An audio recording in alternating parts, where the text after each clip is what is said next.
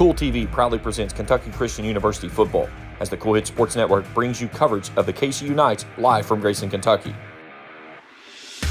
Now let's head to Knights Stadium and count down to kickoff and KCU football live on Kool TV.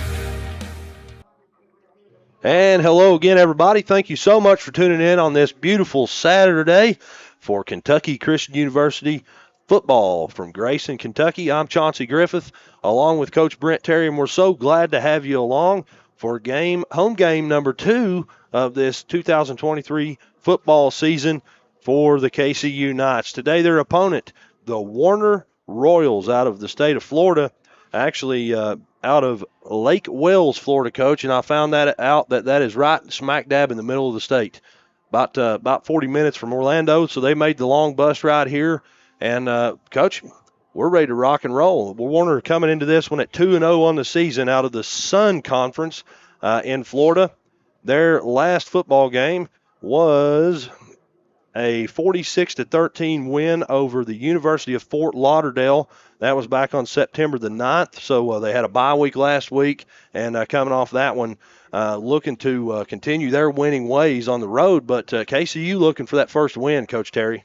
Yeah, it's to go back. It's a beautiful day here in Grayson, and really looks nice. The field looks great. A lot of excitement here for this game. But yeah, you're right. Warner comes in rolling hot dice. They start the year off with a 29-23 win over Brevard College, and they followed up with a really good win against Fort Lauderdale, 46-13. So they come in rolling hot dice. They're coming off a bye week, which gives them a week to work on yourself, and then a week to work on your opponent. So I'm sure that they're fired up and ready to play, well rested, and then so it's going to be a big challenge for the Knights. Absolutely. I spoke with Coach Aubry and some of the assistant coaches and the players a few moments ago down on the field, and a good atmosphere down on the KCU sideline. And Coach Aubry was saying, and we'll talk to him here on the air here in a few moments, but he was saying they're putting in the work, that there's things that you don't see on the field that are being done to make major strides in this program. And Coach, a good atmosphere down the sideline. Looking forward to seeing what KCU has today. Yeah, when you're looking for your first win, you got an opponent coming in like this. It's all about you. For KCU, it's just about them. It's working on not turning the football over. Right. It's working on executing a few plays. That's right. Scaling the playbook down, trying to execute the few plays that you've got, get lined up on defense. This game is all about them, not turning the ball over, as I said, tackling well, trying to get better at blocking. It does not matter who the opponent is, really, for KCU. It's all about improving their product, improving who they are, and so they can kind of eliminate all the other distractions around them and just focus on, can we execute a few ball plays? Sounds like a plan, Coach. We're going to have to step out, take our first break of this broadcast. When we come back, we'll have a little bit more preview of today's matchup. I want to say tonight, a day game, a noon game, today's matchup, and then we'll come back and talk with KCU head coach Jason Aubry. And we'll also have starting lineups and a whole lot of football coming your way here on the Kool Sports Network. Uncle Rick, what are you doing? I'm dreaming. Of what? Fall in the bluegrass, days at the track, Nats on the 50-yard line. Well, you want to be at the 50 instead of on the 50. That could be dangerous. But to complete your day, you can count on Clark's Pump and Shop.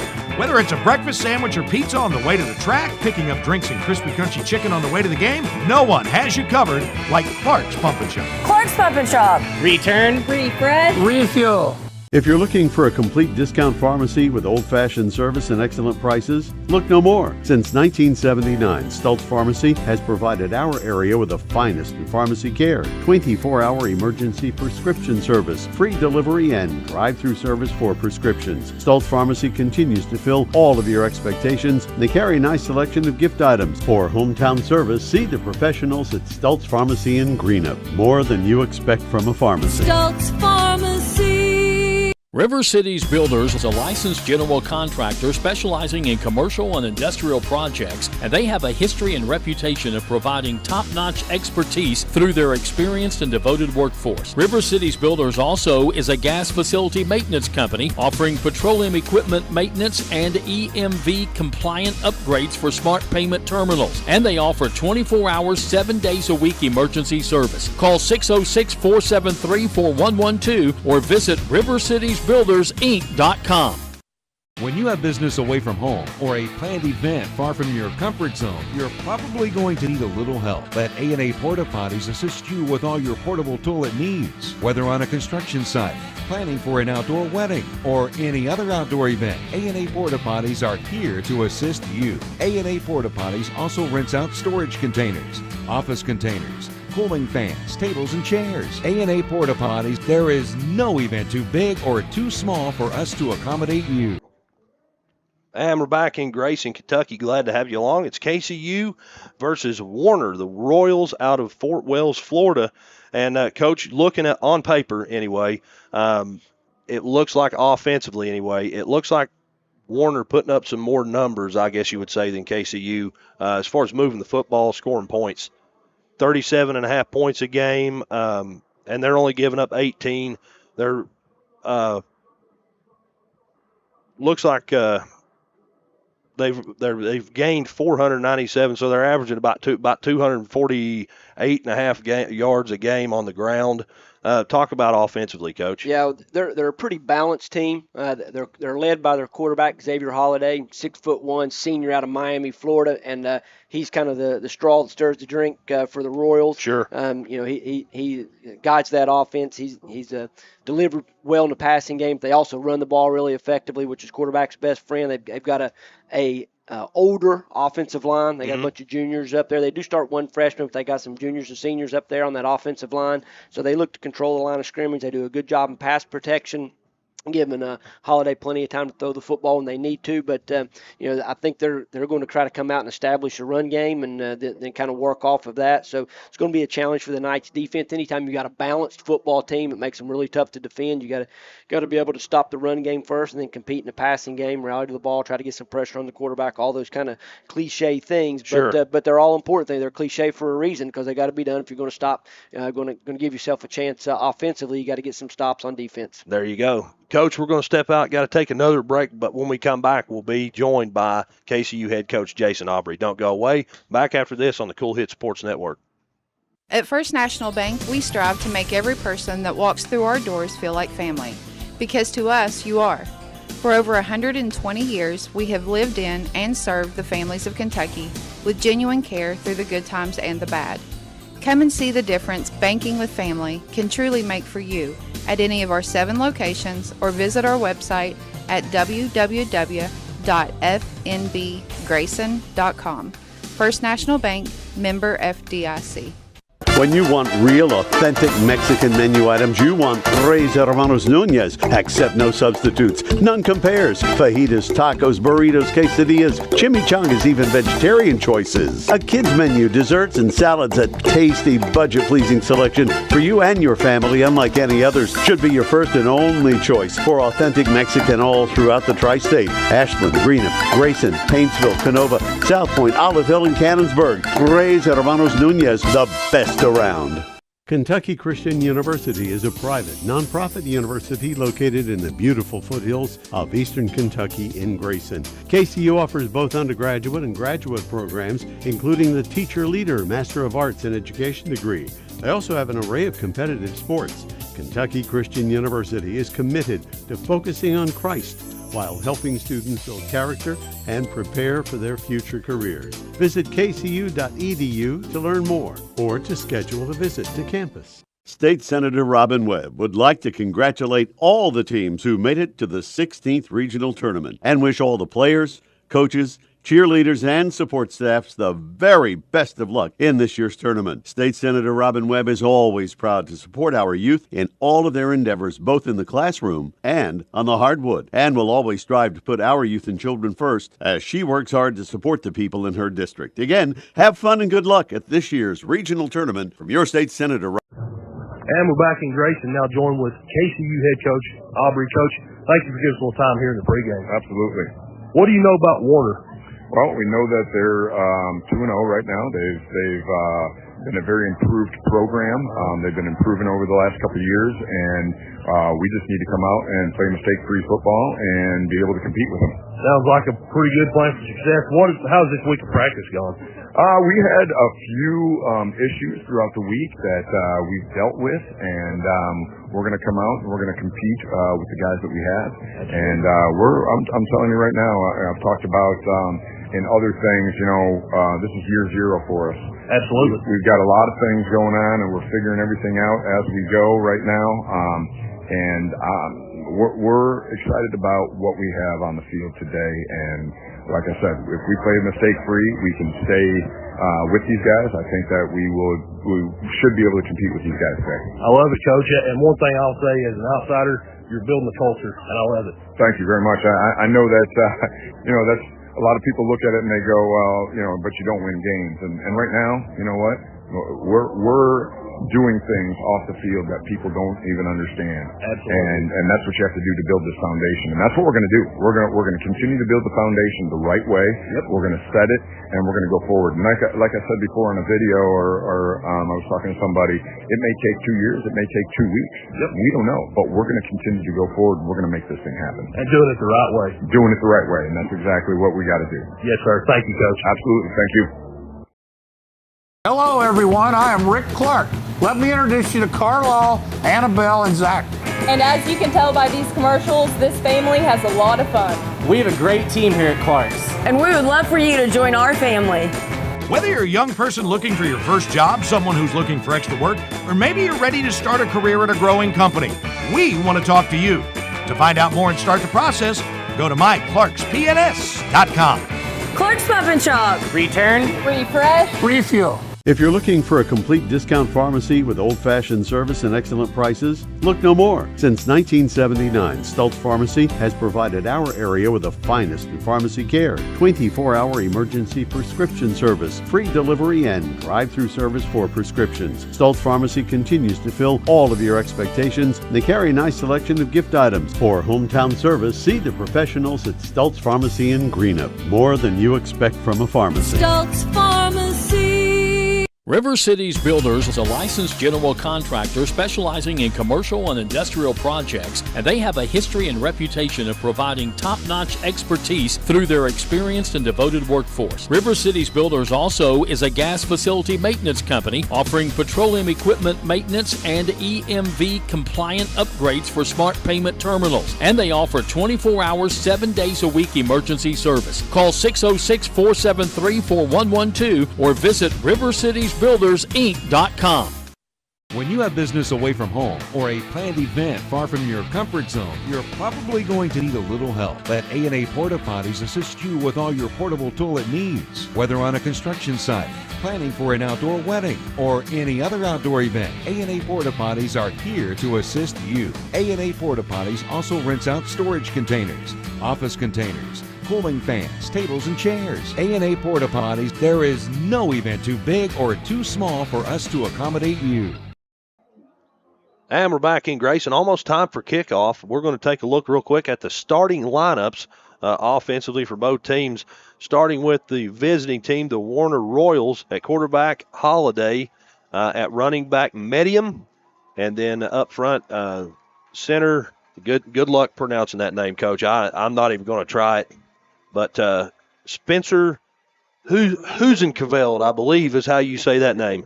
Left guard Curry, left tackle, another one that good luck pronouncing that one. Dalton, I'm not even going to try it.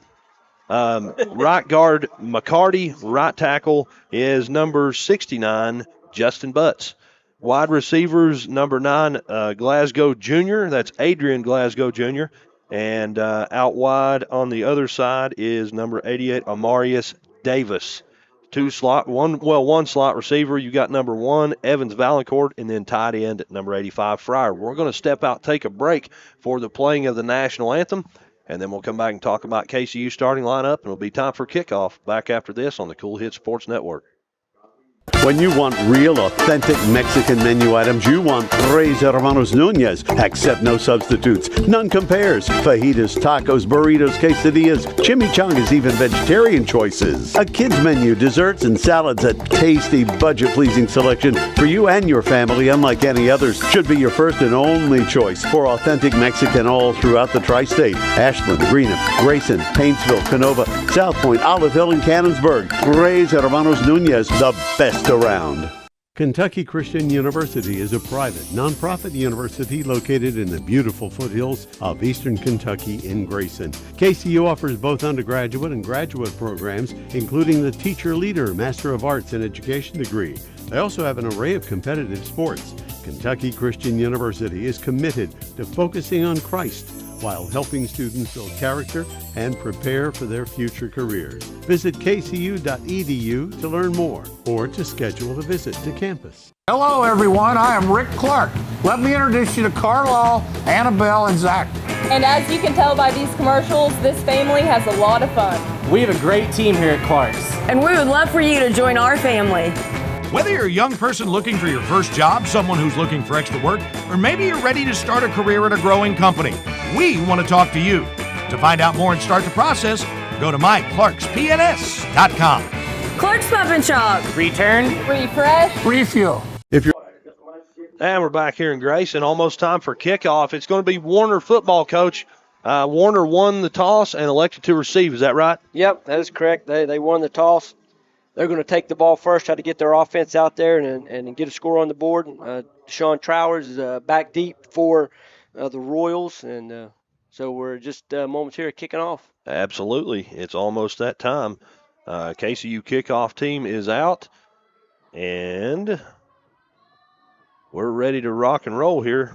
I will go ahead and let them know, Coach. It's kind of hard to see those numbers, so if we're off on some names, that's why. Kick fielded at about the 28, and it's brought out across the 40-yard line.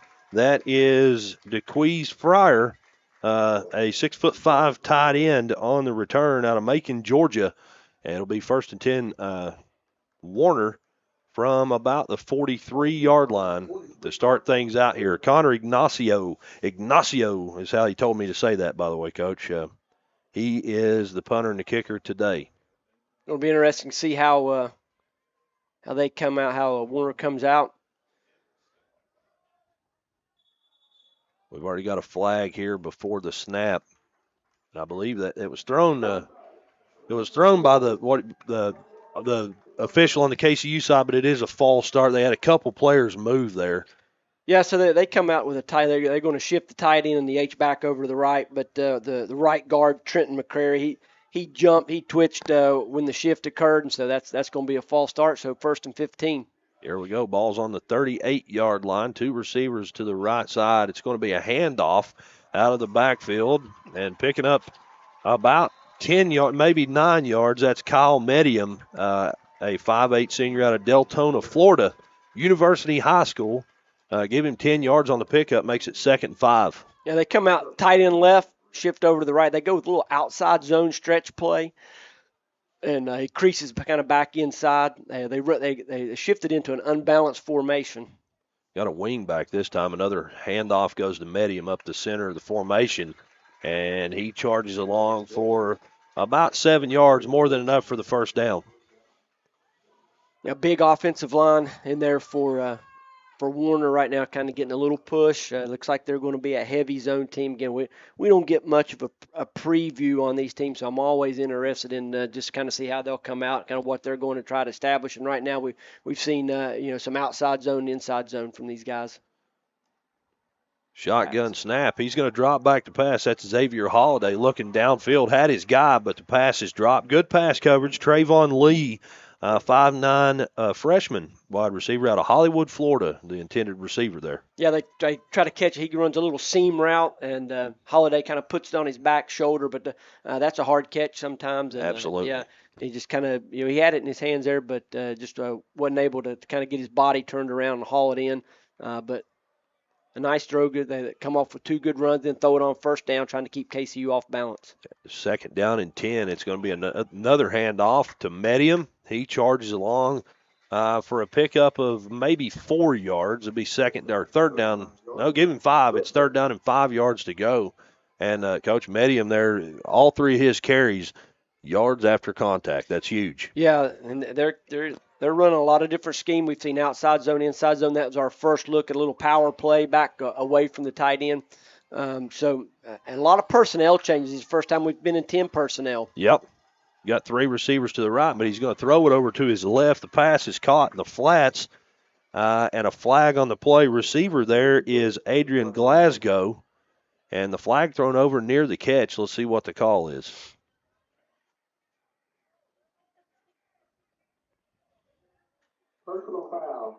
A face mask against KCU, so that'll be a 15-yarder, so automatic first down for Warner, moves him into the red zone.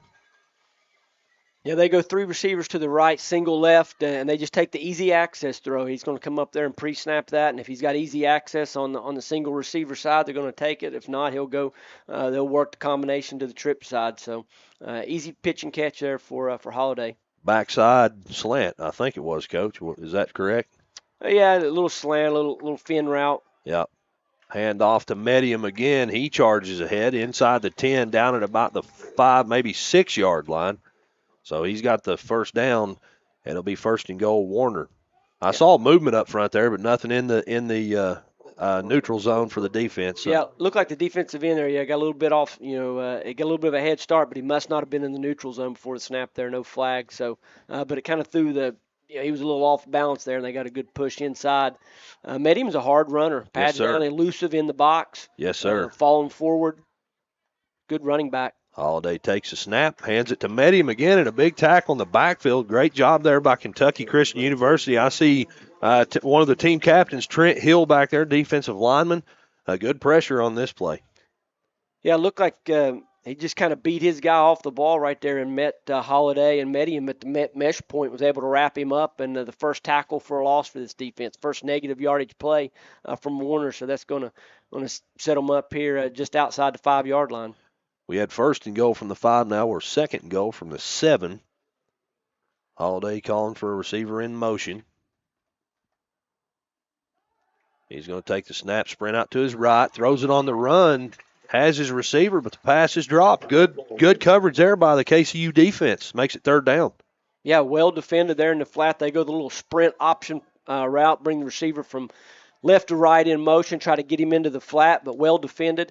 Again, I'd love to tell you who was in on that, but I just couldn't pick up the number. But nice coverage, good timing. 6, looked like number 6, Derek Houston then kind of comes from his linebacker spot there, inside out, makes a play, gets a pass deflection, a pass breakup. Third down. Here we go. 3 receivers bunched to the right side of the formation, ball shaded toward the left side of the field. Holiday takes a snap, looking to his left, has a guy, and the pass is dropped again. The ball was there. That's Glasgow, and he tried to make the one-arm grab back in the corner of the end zone, and he was not able to do so, Coach. It's fourth down. Yeah, great red zone. KCU defense rears up right there, bulls its neck, and gets a stop inside the red zone. They get a tackle for loss, force them into a passing situation. They try to throw the fade there on third down. Yes, sir. Well defended. So that'll bring out the Warner field goal team. Dylan Hubbard, a freshman kicker out of Tampa, Florida, on to try to put some points on the board here for Warner with 11:49 to go in the first quarter. Good spot for and a fake field goal, yes, sir. And the pass is caught. Wow. Let's do it. Yes, sir. That was, I'm trying to see the number there, that the touchdown catch made by DeQuise Fryer, the tight end out of Macon, Georgia, big-bodied tight end. I was trying to see who the placeholder there was, Coach. Number 12. Ronnie Joe Gilchrist, quarterback out of 6'4", out of St. Acala, Florida. And touchdown, so we see him back on, trying to tack on one more. And you started to say a good place for a fake, didn't you? Yeah, I did. Yeah, you could just kind of feel it that it was coming right there. Yep. Short yardage, they get the stop.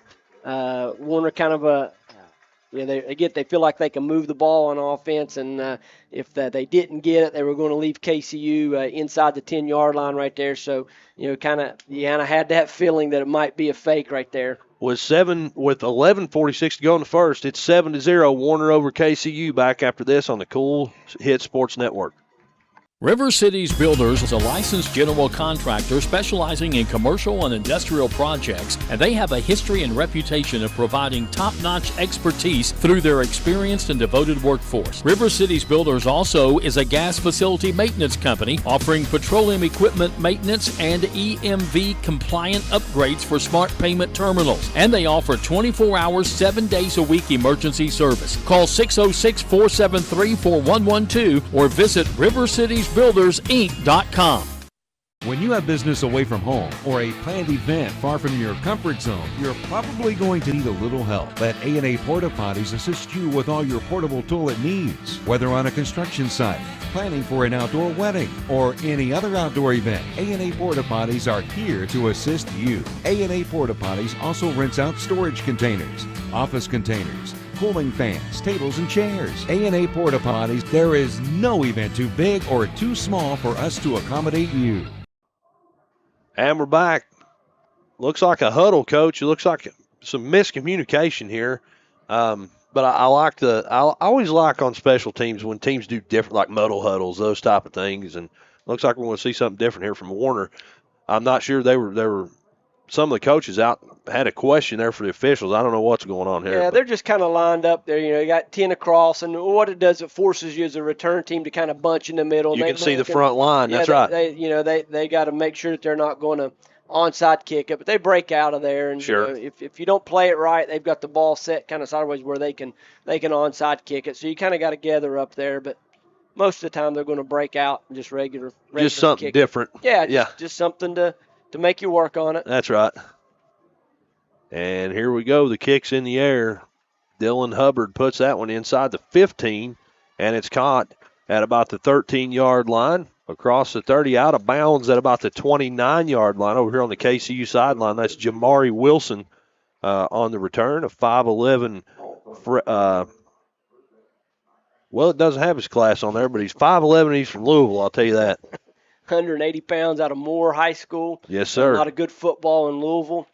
So it's not good to see some of those players kind of making their way up this way and getting on this KCU roster.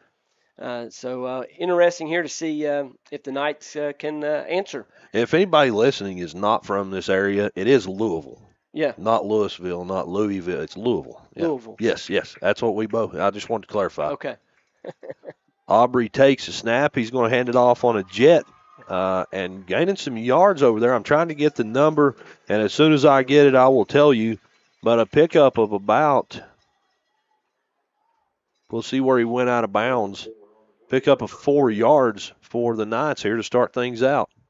Still working on that number, Coach. Yeah, I'm not sure who that is either, but little jet action. They bring the receiver in motion, kind of jet him around to the left, try to leverage the defense a little bit. And that's a good pickup on first down. Sets them up in a nice 2nd and 5, 2nd and 6. Jax Aubry takes the shotgun snap, hands it off again. This time it's coming this way. Wilson, on the carry. And he's got the first down, Coach. He goes out of bounds at about the 43-yard line. So a first down KCU. Yeah, trying to get on the perimeter, right, using their running game, getting out there. A really nice block by Jeraylon Johnson right there, the wide receiver, to spring him around the edge right there and pick up the first down of the game for the Knights. Hezekiah Hunter, that was running back on that very first carry. So first down KCU, and Coach. Yeah, you can quickly see the game plan here. They're yes, they're going to try to attack the perimeter, put the ball on the edge, and not mess around with this Warner defensive line inside right now anyway. Aubry looking to throwing it over the middle of the field, had his guy ball a little too high. Braden Long, the intended receiver, and I saw what he saw. He had his guy just off target. Yeah, Jackson right there, just a little flash fake inside to Jamari, kind of brings the linebackers up and tries to hit the little inside slant from the slot receiver, but just a bit high. Something they'll come back to, I'm sure. Kind of similar to the first drive of Warner, 2 runs, a first down and a throw on the next first down, Mm-hmm. And we see that from KCU too here. Aubry in the backfield, Wilson to his left. Takes a snap, sprints out to his left. A little reverse play. And with some room to run is Hezekiah Hunter. He gets it across midfield, across the 40-yard line. Another first down KCU. Some excitement here from the KCU Absolutely. offense as they reach in the bag of tricks. Hey. They go sprint left, and they toss it to Hezekiah as he comes around back to the right. Warner defense completely out of position right there. Absolutely. And a nice pickup and gets the ball into Warner territory, and the Knights are on the move. Some excitement from the play-by-play guy, too. I'm not going to lie to you. I like it. 3 receivers to the left side of the field. Ball's on the right hash. Jax Aubry. He is the son of head coach Jason Aubry. Going to take the snap, drop back, looking downfield to throw. Has his guy. Again, the ball just a little too high, falls incomplete. Be second down. Yeah, kind of a little bit of a dangerous throw there from the right hash, an out route to the field right there. That's a long throw for anybody. Yes, sir. It kind of went a little high. You got to be careful. High balls and tip balls like that can sometimes end up as picks. So that's a long throw. We'll see what they come back with here. But another throw on first down. I was talking with one of the injured players down on the sideline before the game. We got a flag here. Wait and see what that is. Look. It's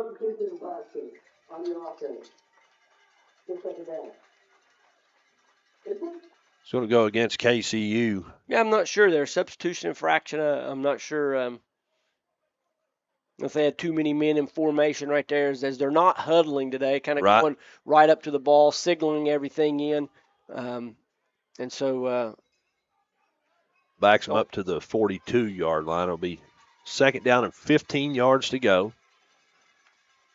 Hunter goes in motion. A pass caught out in the flats. Jaraylon Johnson, and I tell you what, Coach, I'm still in this line from a friend of mine, Tim Carper. I heard him say on the radio last night. They were riding him like a Walmart pony. They put that extra quarter in, and he kept going, buddy. Yeah, they're doing a really nice job of distributing the ball. Again, getting the ball quick out on the perimeter, making it easy on the offensive line. And listen, Jackson Aubry is doing a great job right now of just running the offense, getting them to the line, communicating. He's taking all the signals from the sideline, getting everybody lined up and distributing the football. A big pickup here, third down pass thrown over the middle of the field, and it's dropped. He had a little window there, had his guy, but it's off his hands. It goes incomplete, fourth down.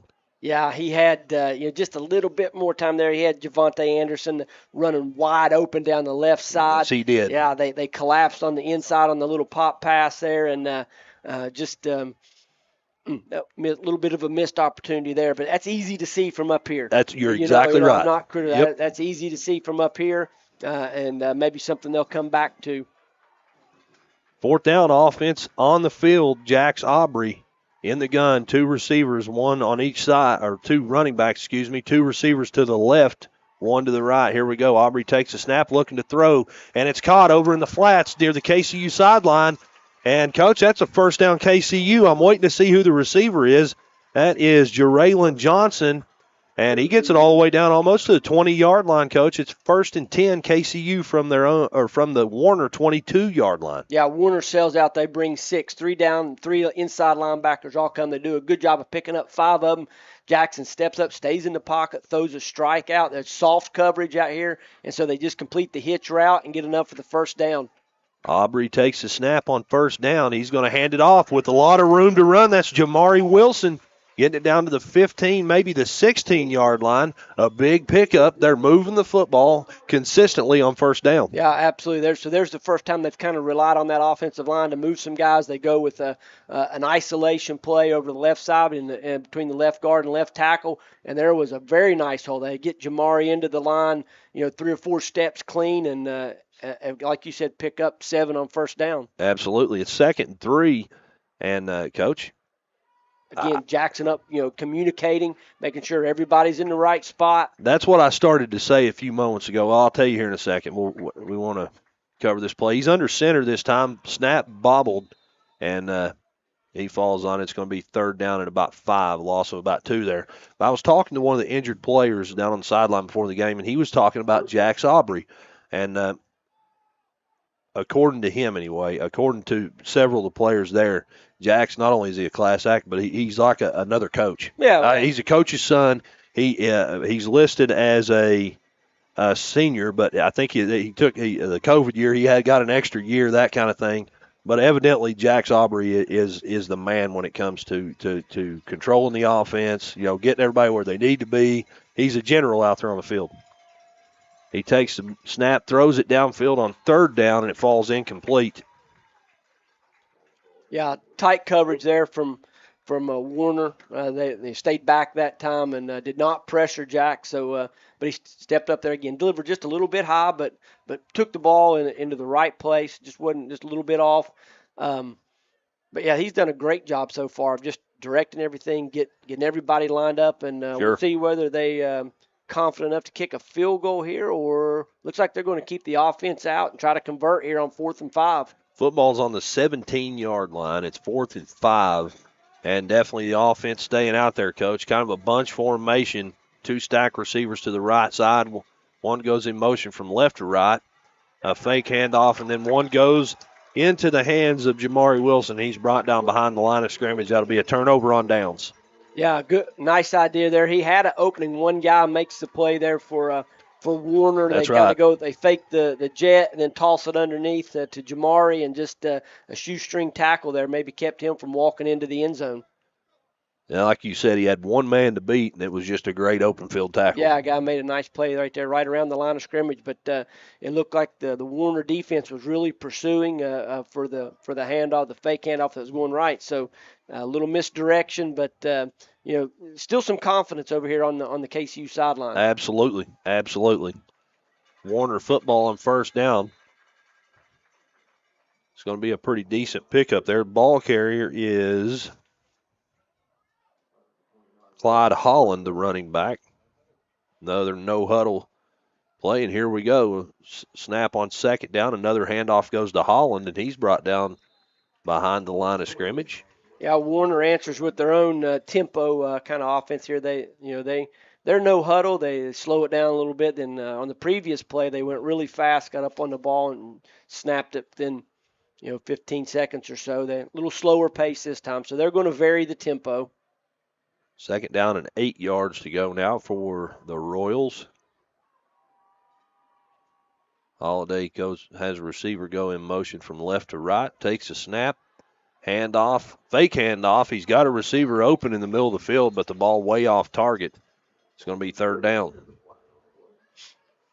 He had his guy there, and we've got a flag down there too, Coach. Yeah, KCU brought a blitz off the edge. It looked like number 6.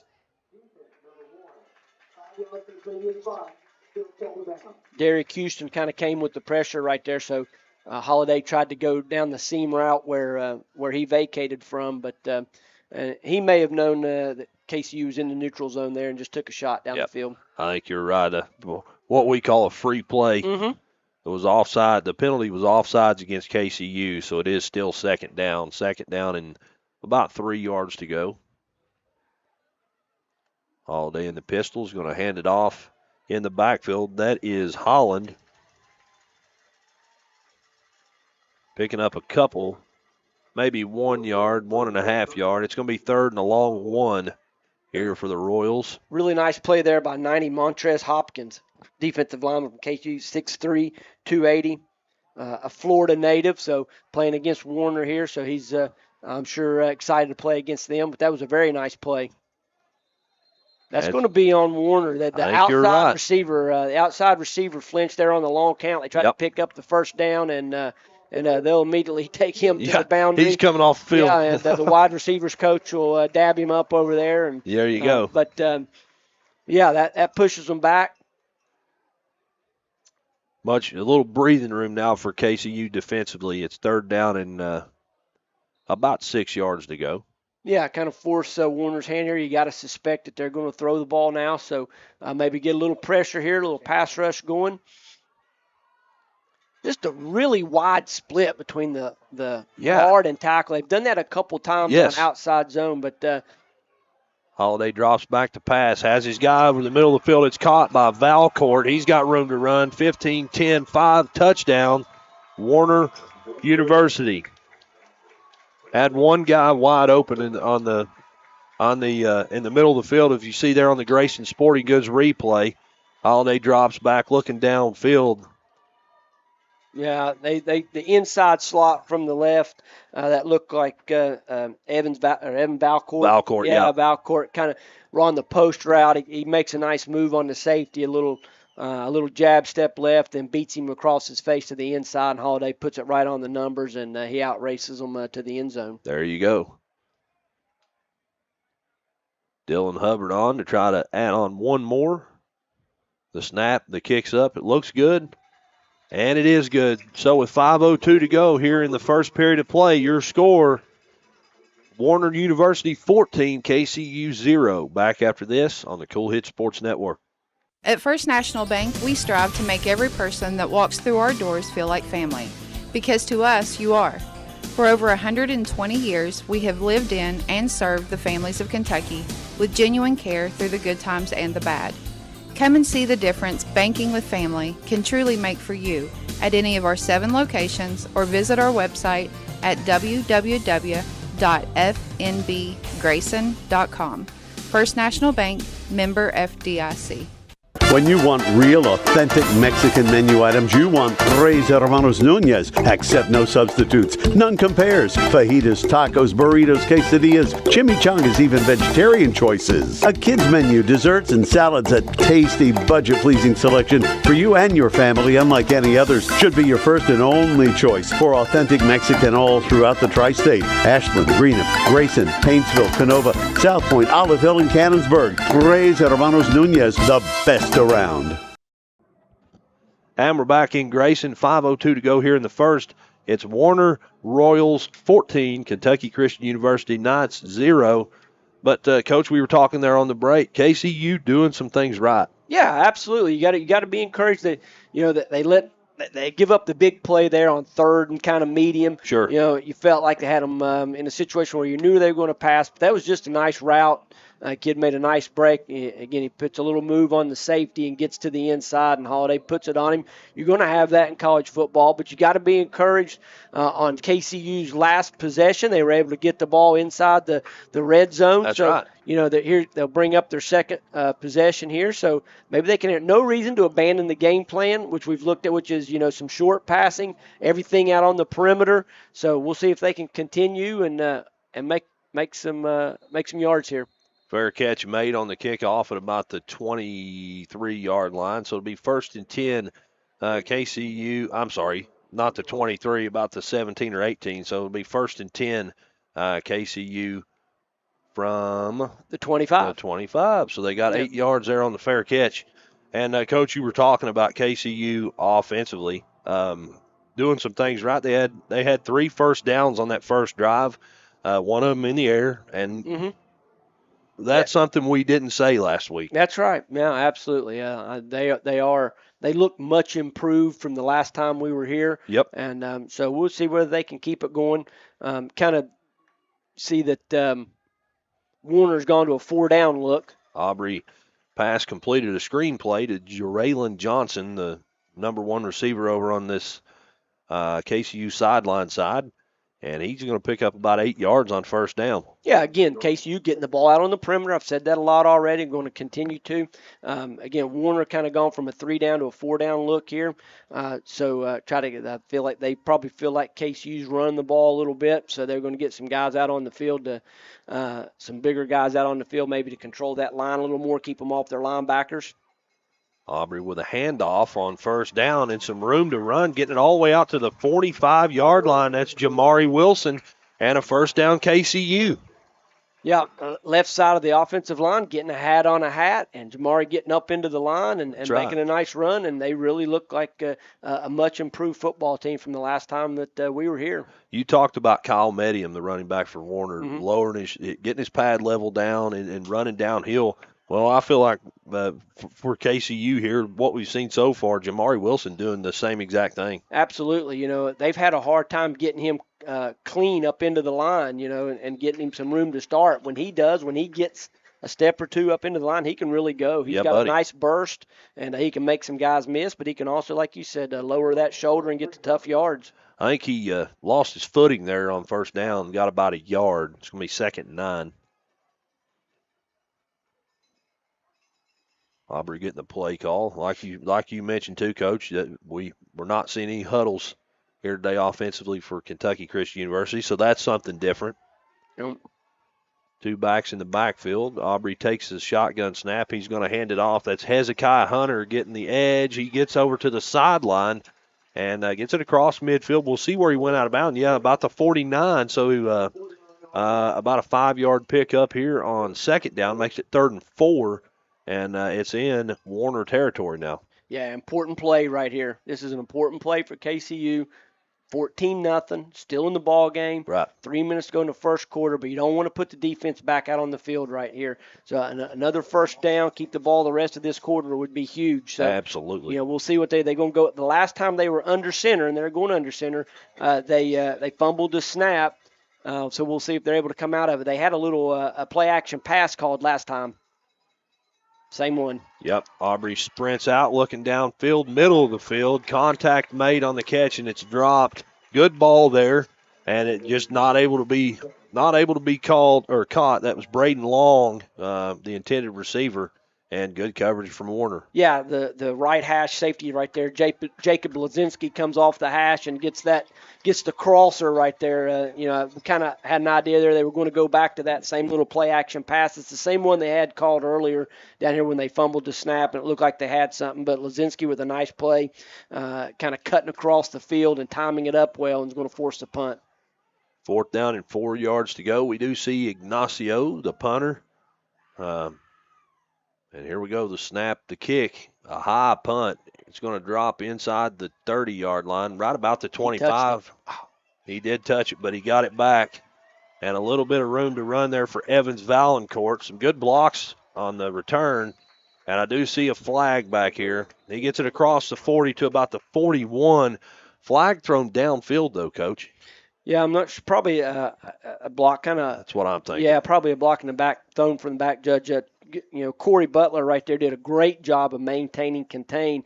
He didn't get the initial hit, but he kept that ball inside of him and forced it back kind of inside the numbers. Right. And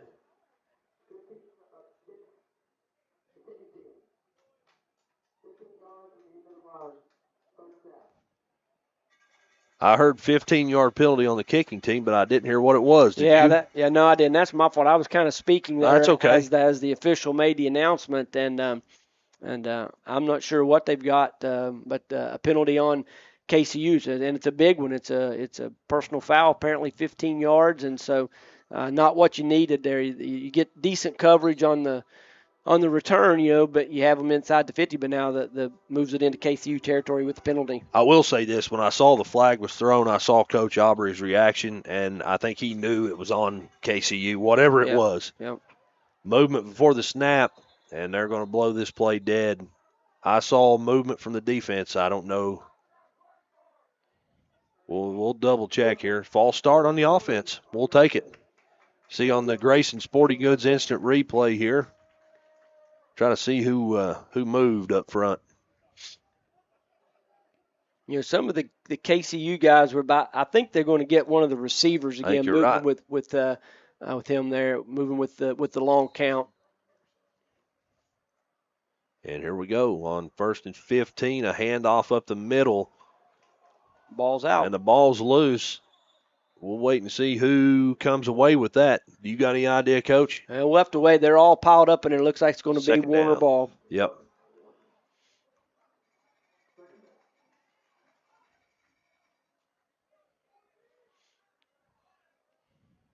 Running back on that one was Medium. Last series of offense, we saw Clyde Holland, but he's off. Medium back on. 2-by-2 formation. Ball on the left hash for Warner. It's 2nd down and about 12 yards to go. Receiver goes in motion. That's Valancourt from left to right, but a handoff up the middle goes to Medium. He shakes off some would-be tacklers, and he's got a lot of room to run down inside the 10, 5, touchdown, Warner. I tell you what, we mentioned it earlier. I'll say it again. Medium's a running back. Yeah, he's a hard runner. 5'8", built low to the ground. about 200 pounds, it looks like. Yep. And when he gets going forward there, they run a little inside zone play, but they fold block the tackle back inside. The guard kicks out, he follows the fold block from the tackle up inside and breaks a couple of tackles, and you're not going to catch him once he gets a couple of yards on you, a couple steps. He's going to take it to the house. That's exactly right. So with 1:26 seconds to go, it's 20-0, and Dylan Hubbard's kick is up, and it's good. That means with 1:26 seconds to go here in the first, your score, Warner University 21, Kentucky Christian University 0. Back after this on the Kool Hit Sports Network. Kentucky Christian University is a private, nonprofit university located in the beautiful foothills of eastern Kentucky in Grayson. KCU offers both undergraduate and graduate programs, including the Teacher Leader Master of Arts in Education degree. They also have an array of competitive sports. Kentucky Christian University is committed to focusing on Christ while helping students build character and prepare for their future careers. Visit kcu.edu to learn more or to schedule a visit to campus. State Senator Robin Webb would like to congratulate all the teams who made it to the 16th Regional Tournament and wish all the players, coaches, cheerleaders, and support staffs the very best of luck in this year's tournament. State Senator Robin Webb is always proud to support our youth in all of their endeavors, both in the classroom and on the hardwood, and will always strive to put our youth and children first as she works hard to support the people in her district. Again, have fun and good luck at this year's regional tournament from your State Senator Robin Webb. 21-0, the score. Warner leading the KCU Knights. And, Coach, we were talking at break there. A first down on that last series of offense would have been a big deal. Yeah, KCU had the ball around midfield, 3rd and 4 or 5 there, and if they could have converted, they would have been able to keep the ball the rest of the quarter. Instead, they end up punting. They get a penalty on the punt, puts it in KCU territory. A few plays later, Warner cashes in, and it's already, and so they get another touchdown to make it 21, still in the first quarter. Dylan Hubbard's kick lands inside the 15, and it's fielded. That is, I believe that's Javante Anderson getting it out across the 30-yard line to about the 32. So a pretty good kickoff return puts KCU first and 10 for this series of offense from the 32-yard line. Yeah, another Florida boy there for KCU. Yeah. Anderson out of Tallahassee, Florida. There's a small school there in Tallahassee that plays football. I think that school might be playing Clemson today. Yep, I think you're right. But good to see those guys up here in Grayson and on the roster, and a nice return, gets the ball out across the 30. And again, still in the first quarter, I'm sure they're not going to abandon kind of what their plan is coming in, which is to get the ball out on the perimeter. And Aubry doing a good job of directing things so far. He takes a snap, sprints out to his left, looking downfield, has a receiver, and it's caught for about a 3-yard gain. Almost out of bounds after he made the catch, but their signal clock still rolling. Receiver over there is Javante Anderson. It's going to be 2nd down and 7 yards to go. Nice catch by Javante. He had climbed the ladder, got up, took the hit in the back, and knew he was going to get it from number 6 over there, Jalen Thompson. That's a 6 on offense. 6 on defense is Griggs for them, 6'2" defensive back, and so he knew he was going to get popped right there, but went up and made a nice catch. Absolutely. On 2nd down, it's a handoff up the middle. And a decent pickup here makes it 3rd down and about 2 yards to go. So about a 5-yard pickup. I believe that's Wilson on the carry. Clock down under 25 seconds, still rolling. They've got time for one more play of offense. Yeah, we'll see what they do They here. could also take the quarter right here, which Yeah. is probably what the bit is. Kind of let the time tick off this thing, talk about it a little bit, because, again, got another important 3rd down coming up. That's really right. like to keep the offense on the field, keep that defense, give them a little bit more of a break. And it looks like what Coach Aubry is going to do is just let the time expire here in the first quarter, talk about it, and see if we come up with a good ball play for 3rd down when we come back. Yes, sir. We'll step out, take a break after 1 quarter of play. Your score, Warner 21, KCU 0. We'll flip the field, and we'll be right back on the Kool Hit Sports Network. At First National Bank, we strive to make every person that walks through our doors feel like family. Because to us, you are. For over 120 years, we have lived in and served the families of Kentucky with genuine care through the good times and the bad. Come and see the difference banking with family can truly make for you at any of our 7 locations or visit our website at www.fnbgrayson.com. First National Bank, member FDIC.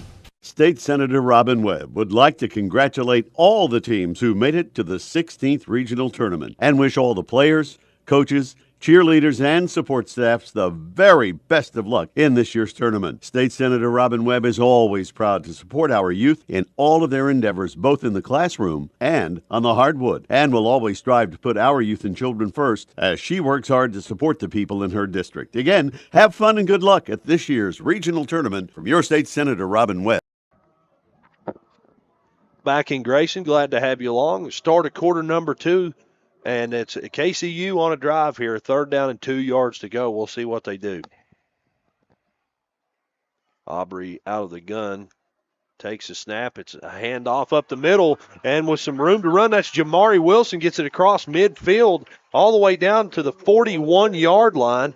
So a pickup of 19 yards here, Coach, on 3rd down. Yeah, so they keep the ball on the ground, and they go right up the middle here. Take a look at the replay if we can.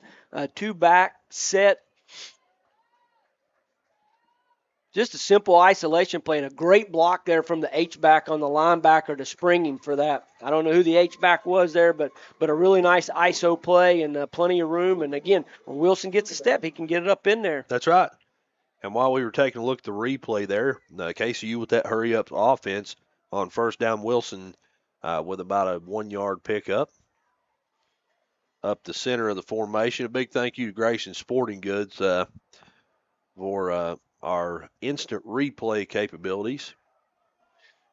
Yeah, Jamari coming off the field there, kind of shaking his shoulder a little bit, working his hand in. Now, a lot of times that's an indication maybe he might have a little stinger going on right there. So they'll take him into the maybe into the tent over here and see what's going on with him.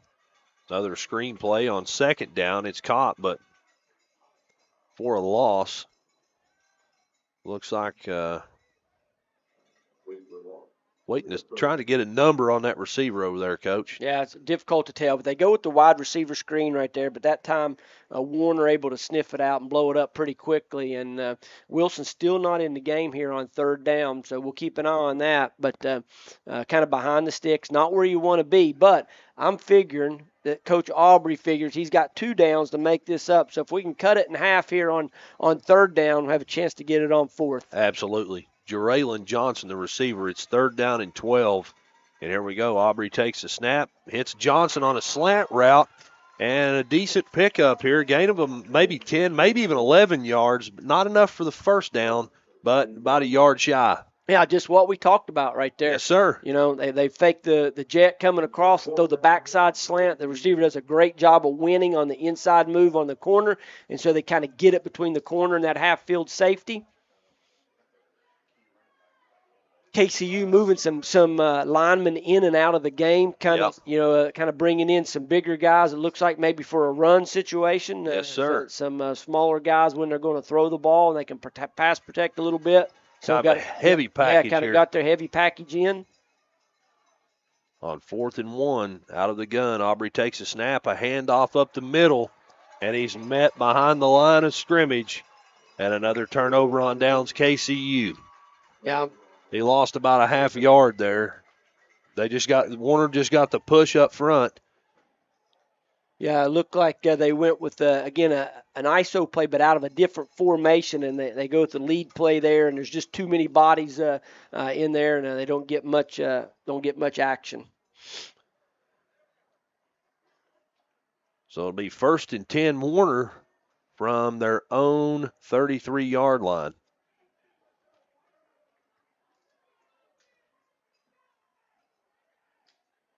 Here we go. Holiday takes the snap, fakes a handoff, throws it to a backside receiver, and he's got some room to run. That's Clyde Holland outrunning almost everybody, but he's chased down inside the 10 around the 5-yard line.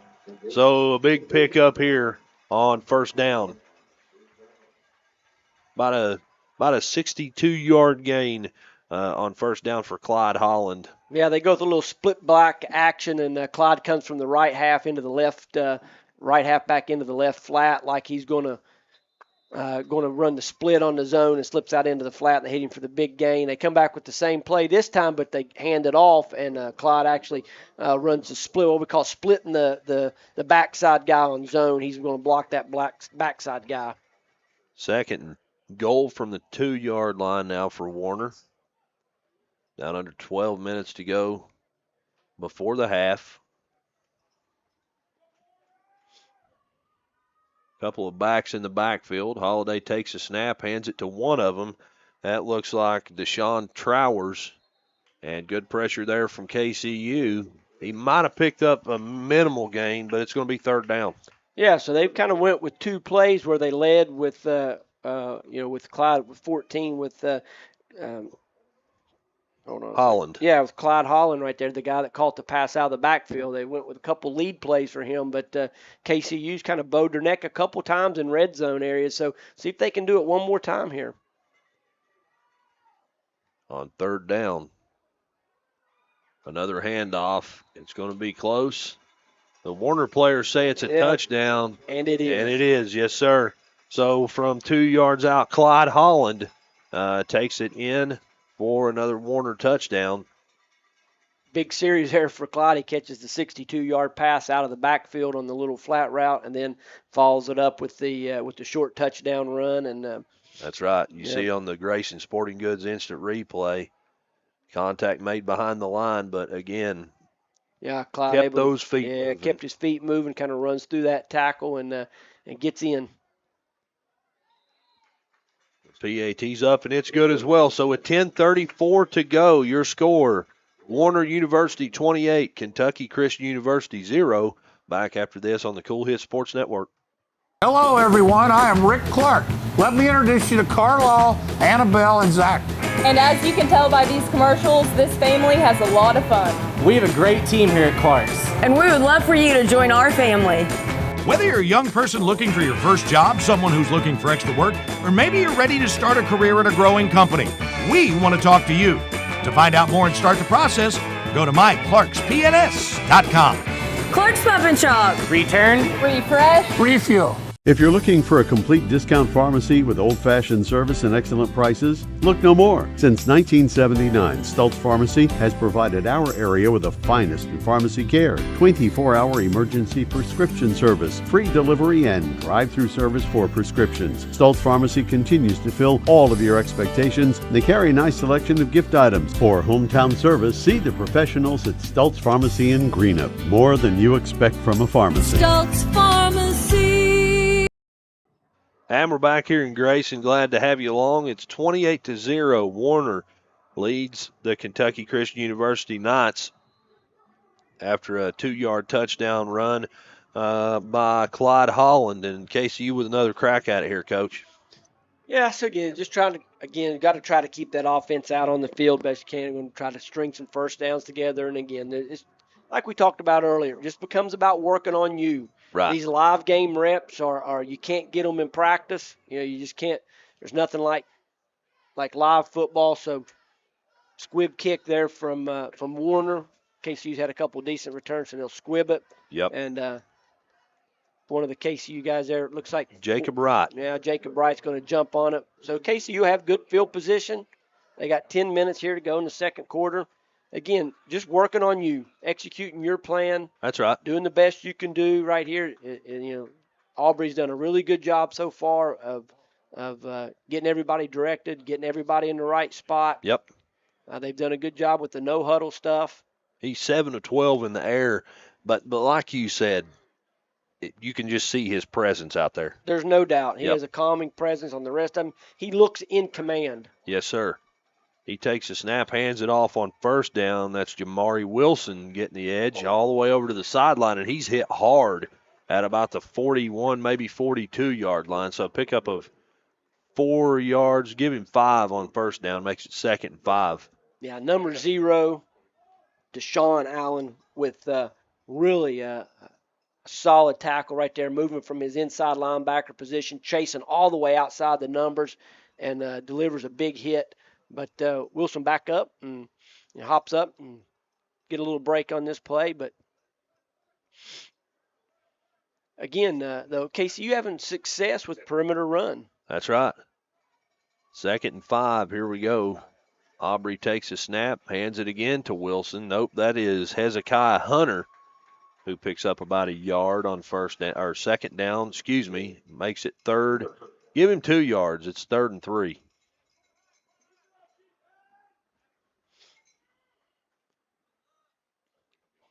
I know I've said this. Sorry, Chauncey. No, I've said this a couple times, but just an important 3rd down again. The defense is kind of reeling a little bit. They've given up some big plays. A little hot, a little tired. It'd be nice to give them another 3 or 4 minutes off the field if you can right here by picking up this 1st down. Absolutely. 3rd down and 3 yards to go. Aubry takes a snap, fakes a handoff. Under some pressure, he's forced to move out of the pocket and not able to get anywhere. He's brought down in the backfield for a loss of a yard. Good pressure there from Warner and nowhere to go for Jax Aubry. Yeah, he wanted to throw that kind of outside slant right there. But the edge linebacker there looked like maybe number 2. Yeah, it was number 2, Aaron Belt, undercut that slant route this time. He was kind of in a blitz posture. Sure. And a pre-snap, it looked like he was going to have the slant, but Belt got underneath of it and took that throw away from him. And so he really had no choice but to pull it down. It was really a good decision to pull it down, take the sack, don't make the turnover, punt it away, and try to change the field position. Ignacio's punt, another high one. It's going to land at about the 25-yard line. And it's fair caught there, but contact made. The Evans Valancourt called for the fair catch, made the fair catch, and then a little contact on the catch. Yeah, it looked like 24, William Bowen out of Louisville there, Louisville, Kentucky, down for KCU. And I think he just did not see the fair catch signal. I'm with you. Yeah, he was being blocked, and so his concentration was on getting rid of that blocker and covering the kick. And right. I think he missed the fair catch signal. And so when Valancourt caught the ball, he tried to tackle him. And, of course, after a fair catch, you can't make any contact. So that'll be a significant penalty. The second time we've had a 15-yard penalty on a special teams play go against the Knights. Moves it all the way up to the 38-yard line. And here we go, 1st and 10 for Warner. Holiday takes a snap, dropping back, looking downfield. Good pass coverage there. Ball falls incomplete. Intended receiver is Cohen Begue, a 5'10" senior from Cross City, Florida. Yeah, Ethan Kelly on the defense there for KCU did a nice job. Kid takes an outside release and he runs kind of step by step, stays in phase with him, forces a long throw. Nice coverage by Kelly. Absolutely. 2nd down, 10 yards to go for the Royals.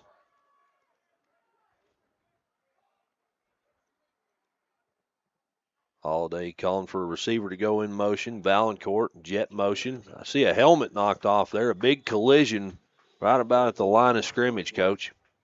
Yeah, that's the second time that big number 56 for Warner has lost his helmet. That's Malcolm Curry, 5'9" freshman, but I would say that 5'9" freshman's pushing about 275 or 80 pounds.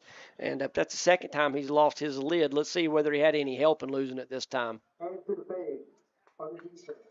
He goes off. Now he's coming back on. Yeah, so the rule is if you get your helmet knocked off, if you lose your hat during the play, you got to come out of the game unless it's deemed to have been, a face mask or in this case a hands to the face penalty that has caused that helmet to come off. So he's able to come back in the game, and it does look like he suffered one of the D linemen there from KCU got their hands in the face and popped his helmet off. So they'll get some more penalty yards to help them out. Not that they need it. That's exactly right. Hand off on 1st down. That one's going to go to Medium. He bends it back across the field and picks up 9 yards. Gets it down to the 37-yard line of KCU. Yeah, really classic inside zone to the right there, and they used the tight end, big number 85, who we've seen catch the extra point or the fake field goal earlier today. He runs the backside of that play and splits it, and they get a nice yardage. But KCU defense follows it up with a nice stop themselves. That's right. I was off when I said he picked up 9 yards. Give him about 6 yards. So that's going to force Warner into a third down here. Third down and 4 yards to go. 3 receivers in tight to the right side of the formation. Holiday taking the snap, looking downfield, has his guy. It's caught. That's Logan King, his first catch of the evening. Brought down right on the 30-yard line. He's got more than enough for the first. Yeah, nice little concept right there. A lot of people recognize that as just a flat curl concept, and you kind of get some spacing there between the flat route and a curl route, and kind of pick which defender. If the defender covers the other, you go back for the whichever. He can't cover them both in that situation. That's exactly right. On first down, it's going to be a quarterback keeper by Xavier Holiday, and he marches it into the end zone from 30 yards out. Good presence of mind there, holding on to that football, getting to the sideline and into the end zone. Yeah, that's that zone read play we've seen several times. And on the back side of that, Holiday's going to read that defensive end, that 5 technique, and as he comes down the line of scrimmage, he pulls it and is able to beat one of the linebackers, and then gets a nice block on the perimeter from one of the wide receivers and strides into the end zone.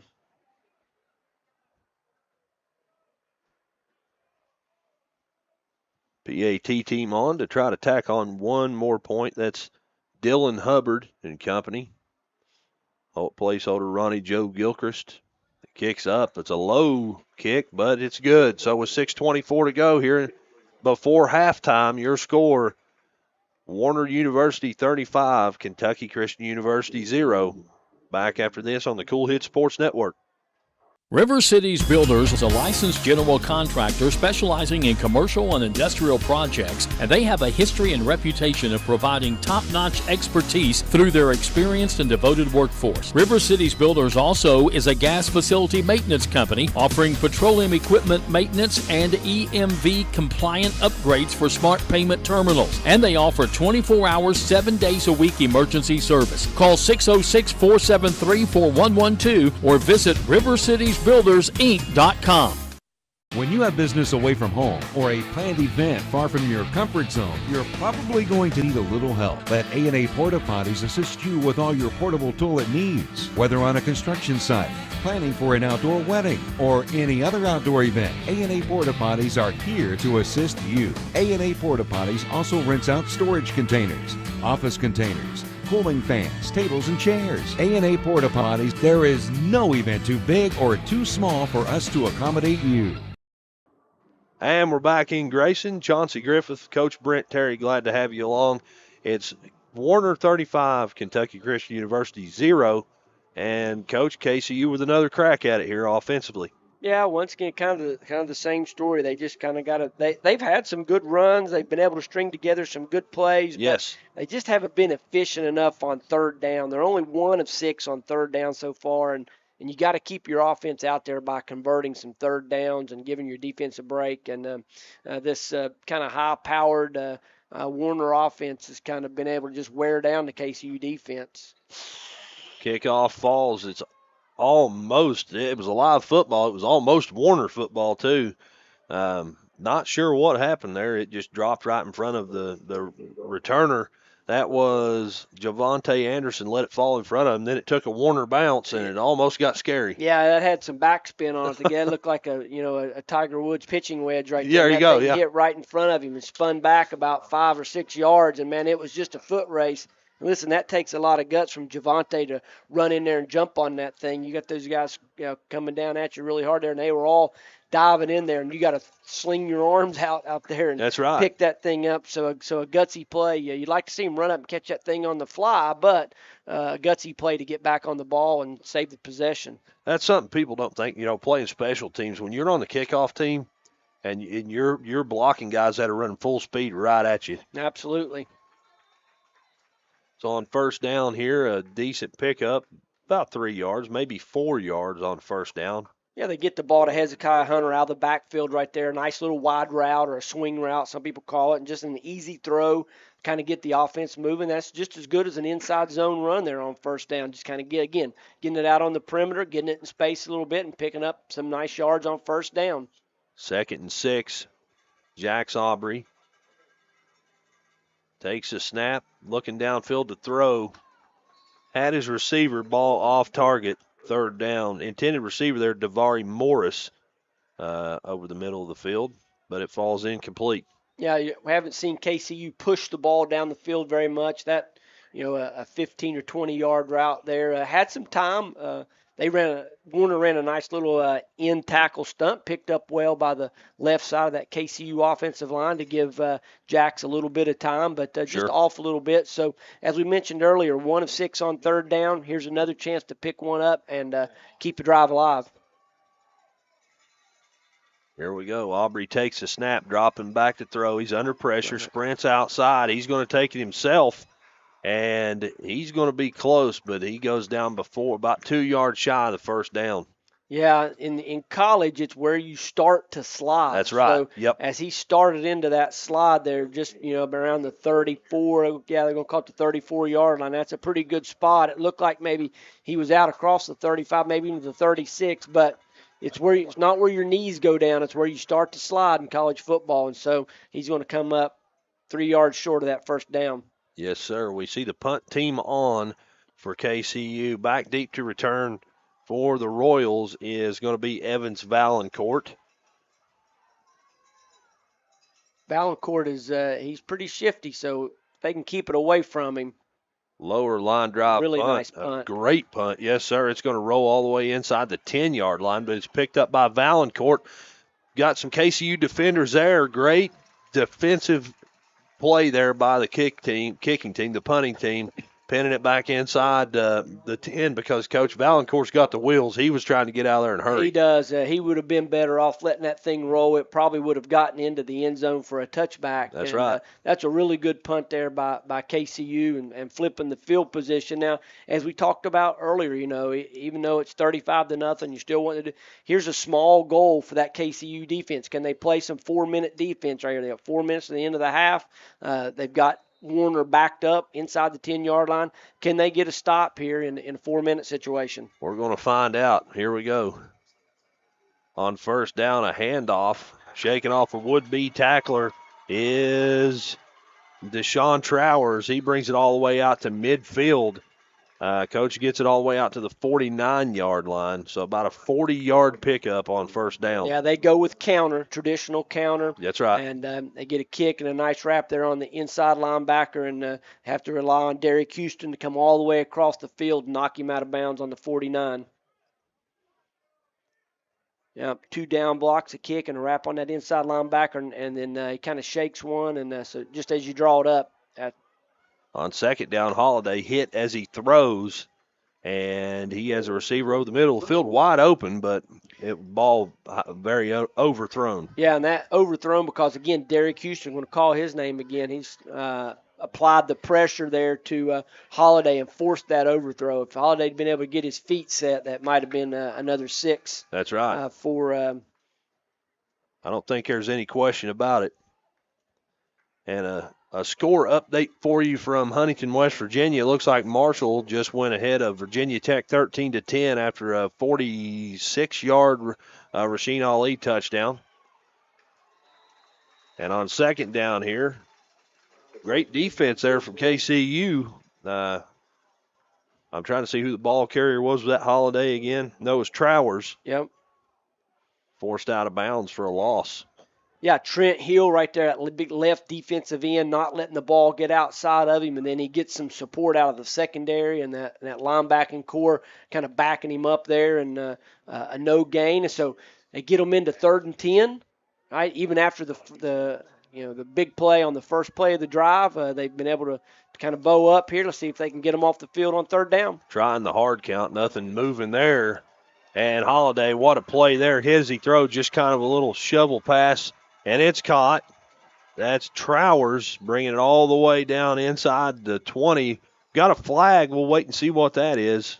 Yeah, we're going to have a block in the back on thought KCU. So. Yeah, right behind it. Trowers really in on the pass protection right there, and then kind of gets overrun and just slips out of the backfield, and Holiday finds him at the last second, and then kind of got lost by the KCU defense and had a wide open right boundary here, and he gets it all the way down to, I don't know, inside the 10-yard line before he was knocked out, but a block in the back by Warner is going to bring it back. The block in the back is going to be a 10-yard penalty from where that occurred.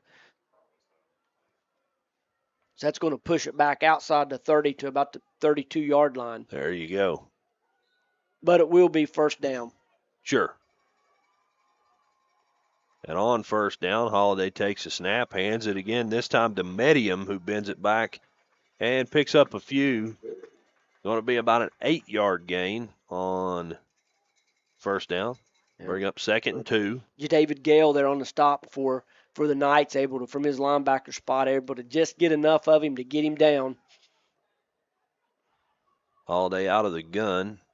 Running back to his left, he's going to hand it to him. That's Medium. Back up the center of the formation, give him 3 yards and a first down. Good push up front on that play from the Warner offensive line.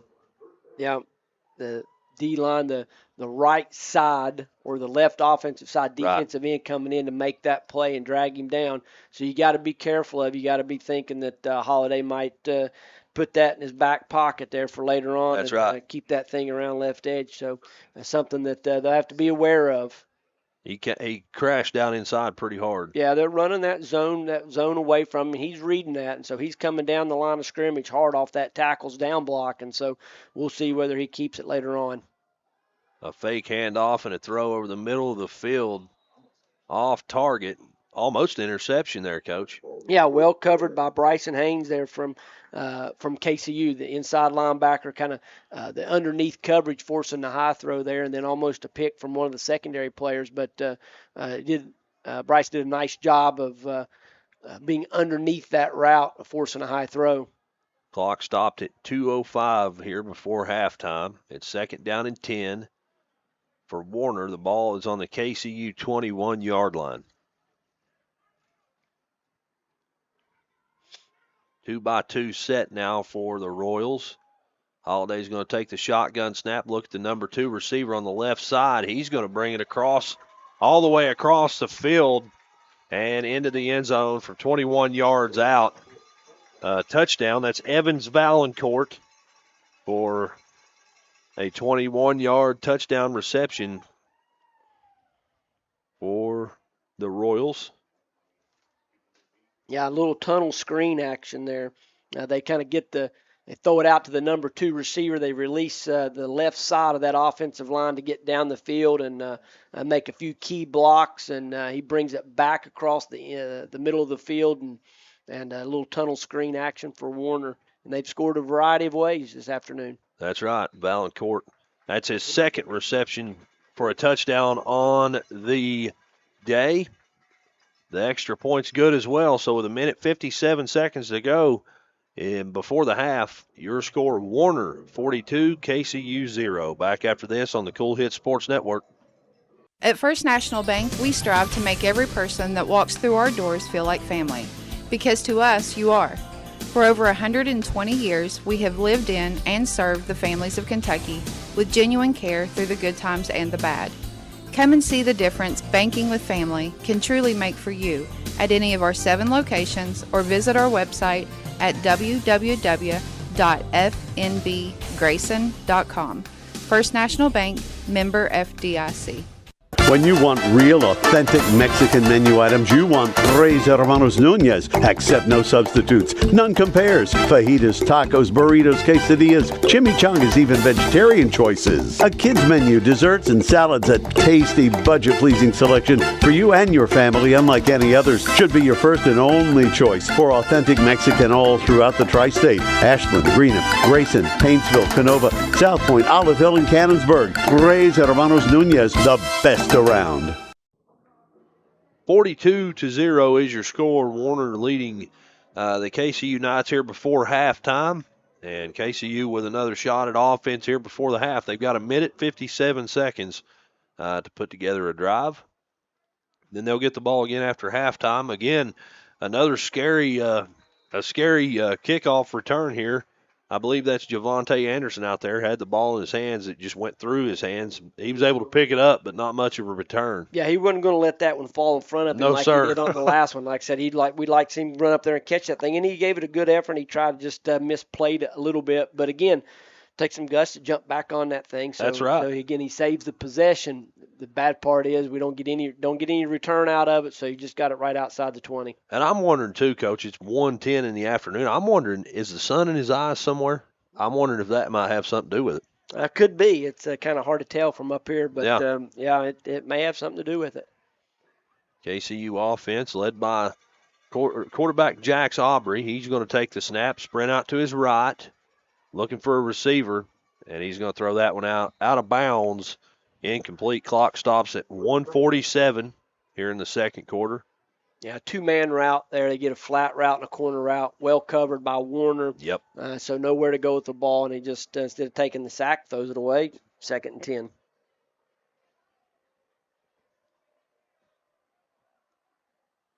Beautiful day for football, that's for sure. That it is all across the area. It was 66 degrees at kickoff. Turn it into fall, that's for sure, Coach. A handoff on 2nd down and a pickup of a few yards. Give him 3 yards there. I think that's Warner on the carry. It is. It's 3rd down and 7. Again, KCU just 1 of 7 on 3rd down. Here's another opportunity on 3rd down. This one a little longer than you would like, but right. Again, a chance to kind of keep a drive alive and not give the ball back to Warner here. Aubry has a receiver over in the flats. It's caught by Javonte Anderson. He brings it out to the 35, maybe the 36-yard line. Give him more than enough for the 1st down anyway. Yeah, and for only the 2nd time today, they convert on 3rd down. That's right. Takes a advantage of some soft coverage over here by number 1 from Warner on defense. That's Eric Hines, and he's a freshman, and so take advantage of that. Hunter with the handoff on 1st down, under a lot of pressure there in the backfield, but shook off a few tacklers and picked up a pretty decent gain on 2nd down. Got it out of bounds. Clock stops at 57.9 seconds. 4-yard gain there on 2nd down for Hezekiah Hunter. Yeah, and with KCU being no huddle all day, this really is not a stressful situation for them. They're able to keep moving. They're not have to go do anything different than they normally do. Aubry with a pass thrown over the middle of the field, and it's caught on 2nd down. Trying to get a number off that receiver. Anyway, it's across midfield. He's brought down at about the 46-yard line. And that's moving the sticks, Coach. Clock running down to about 50 seconds. And KCU on the move. Yeah, it looked like Morris on the reception there. And Jax with a really good throw with some pressure in his face. Yes, sir. It has that one almost picked off. The corner there came up almost, and you got to think if he caught that one, that might have been bad news on the scoreboard for KCU. Yeah, Eric Hines, we talked about it earlier. It was some off coverage, and we were able to get that same hitch route completed for the 1st down just a minute ago. But that time, a little bit different look. He played up a little tighter. He played up a little tighter, and he was waiting to jump that route. So kind of showing one thing and doing another there. There you go. Empty backfield for Aubry. He's going to take the snap, drop back, another helmet off, but a pass caught over in the flats, over right about the hash mark at about the 35-yard line. That'll move the chains. Reception made by Jaraylon Johnson for what I believe is his first reception of the football game. Yeah, no, I'm sorry. He's got 5 receptions. I was only 4 off there, Coach. It's just a couple. Yeah. Yeah, and he did a nice job of hanging on that ball there. Zach Little came across the middle, kind of came from his linebacker spot and gave him a pretty good shot. So he hangs on to the ball, and sure. KCU on the move, and they've converted a 3rd down on this drive, and so took their first time out of the half here, Coach, with 34.7 seconds. So which means they still should have 2 left, and almost 35 seconds left before the half, looking to get some points on the scoreboard in the first half on a positive note for Coach Aubry and his team. Yeah, it would be nice to take this thing down the field and get a score if they could. It's one of the few times. We've kind of gotten the ball down into the scoring zone, into this area. Aubry's had a pretty nice day. He's 9 of 11, 79 yards, has not thrown an interception. Doesn't have a touchdown either, but he's kind of really commanded the offense. He's playing really better than those numbers are, but he's spread the ball around. Jalen Johnson's got 6 catches. Javonte Anderson with 2. Morris, Hunter, and Wilson all with 1 apiece. So he's moving the ball around, keeping that Warner defense on its toes. And so with 34 seconds left here and the ball just outside the 30-yard line, we'll see whether Jacks can get them into the end zone. That's right. Another empty set, 3 receivers to the left. Aubry takes a snap. He's under pressure, and he's going to be brought down in the backfield. That right side defensive end for the Warner Royals came through almost untouched. I believe that's Joseph Ayers, Hiers.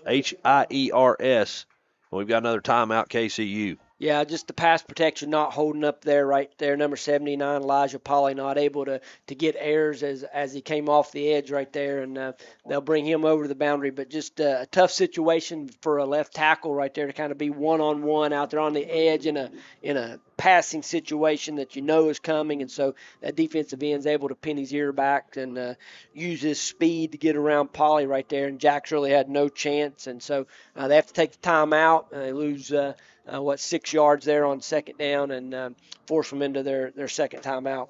Ayers looked really good there. He's a redshirt freshman from St. Augustine, Florida. You look at this Warner University roster, and almost everyone is from Florida. We got a few Georgia thrown in there, and I see 1 or 2 North Carolinas, but pretty good recruiting pool down there in the state of Florida. Absolutely. That's one of the hotbeds of high school football in this country is down there in Florida. They have a large population, some bigger cities, and they love football in the South, obviously. And sure. So, it's college football is a really big deal in Florida, and so they get a lot of good players. There's plenty of guys to recruit down there. Absolutely. Here we go on second down. Aubry under pressure again, and he's going to be brought down in that backfield once again. Pressure there from Michael Reynolds, defensive end from Williston, Florida, as well as Blake Pagano-Wally. A couple of the big defensive linemen getting good pressure back there. Yeah. Another timeout, KCU. And Jacks hadn't really been under much pressure during the day, but it just shows you when you get into an absolute known passing situation. That's right. You got to throw the ball. That's right. Those D linemen don't have to play the run. And, they can really get after the quarterback, and so that's why it's so important. You hear people talk about it all the time, staying out of those passing situations. Well, here's a situation where you've just about got to throw the football, and that KCU offensive line just not able to hold up. They need that balance, but in this situation, you can't give it to them, so it makes it really difficult. And Jack's really with nowhere to go with the ball right there, just too much pressure.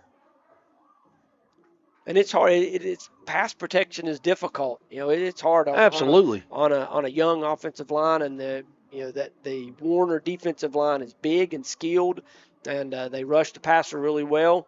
They've done a nice job during the day, really, of protecting him. But again, in these kinds of situations, it just makes it really difficult. And so, hey, as a guy, you've coached football longer than these players have been alive. Mm-hmm. We'll just leave it at that. And you're an offensive line coach.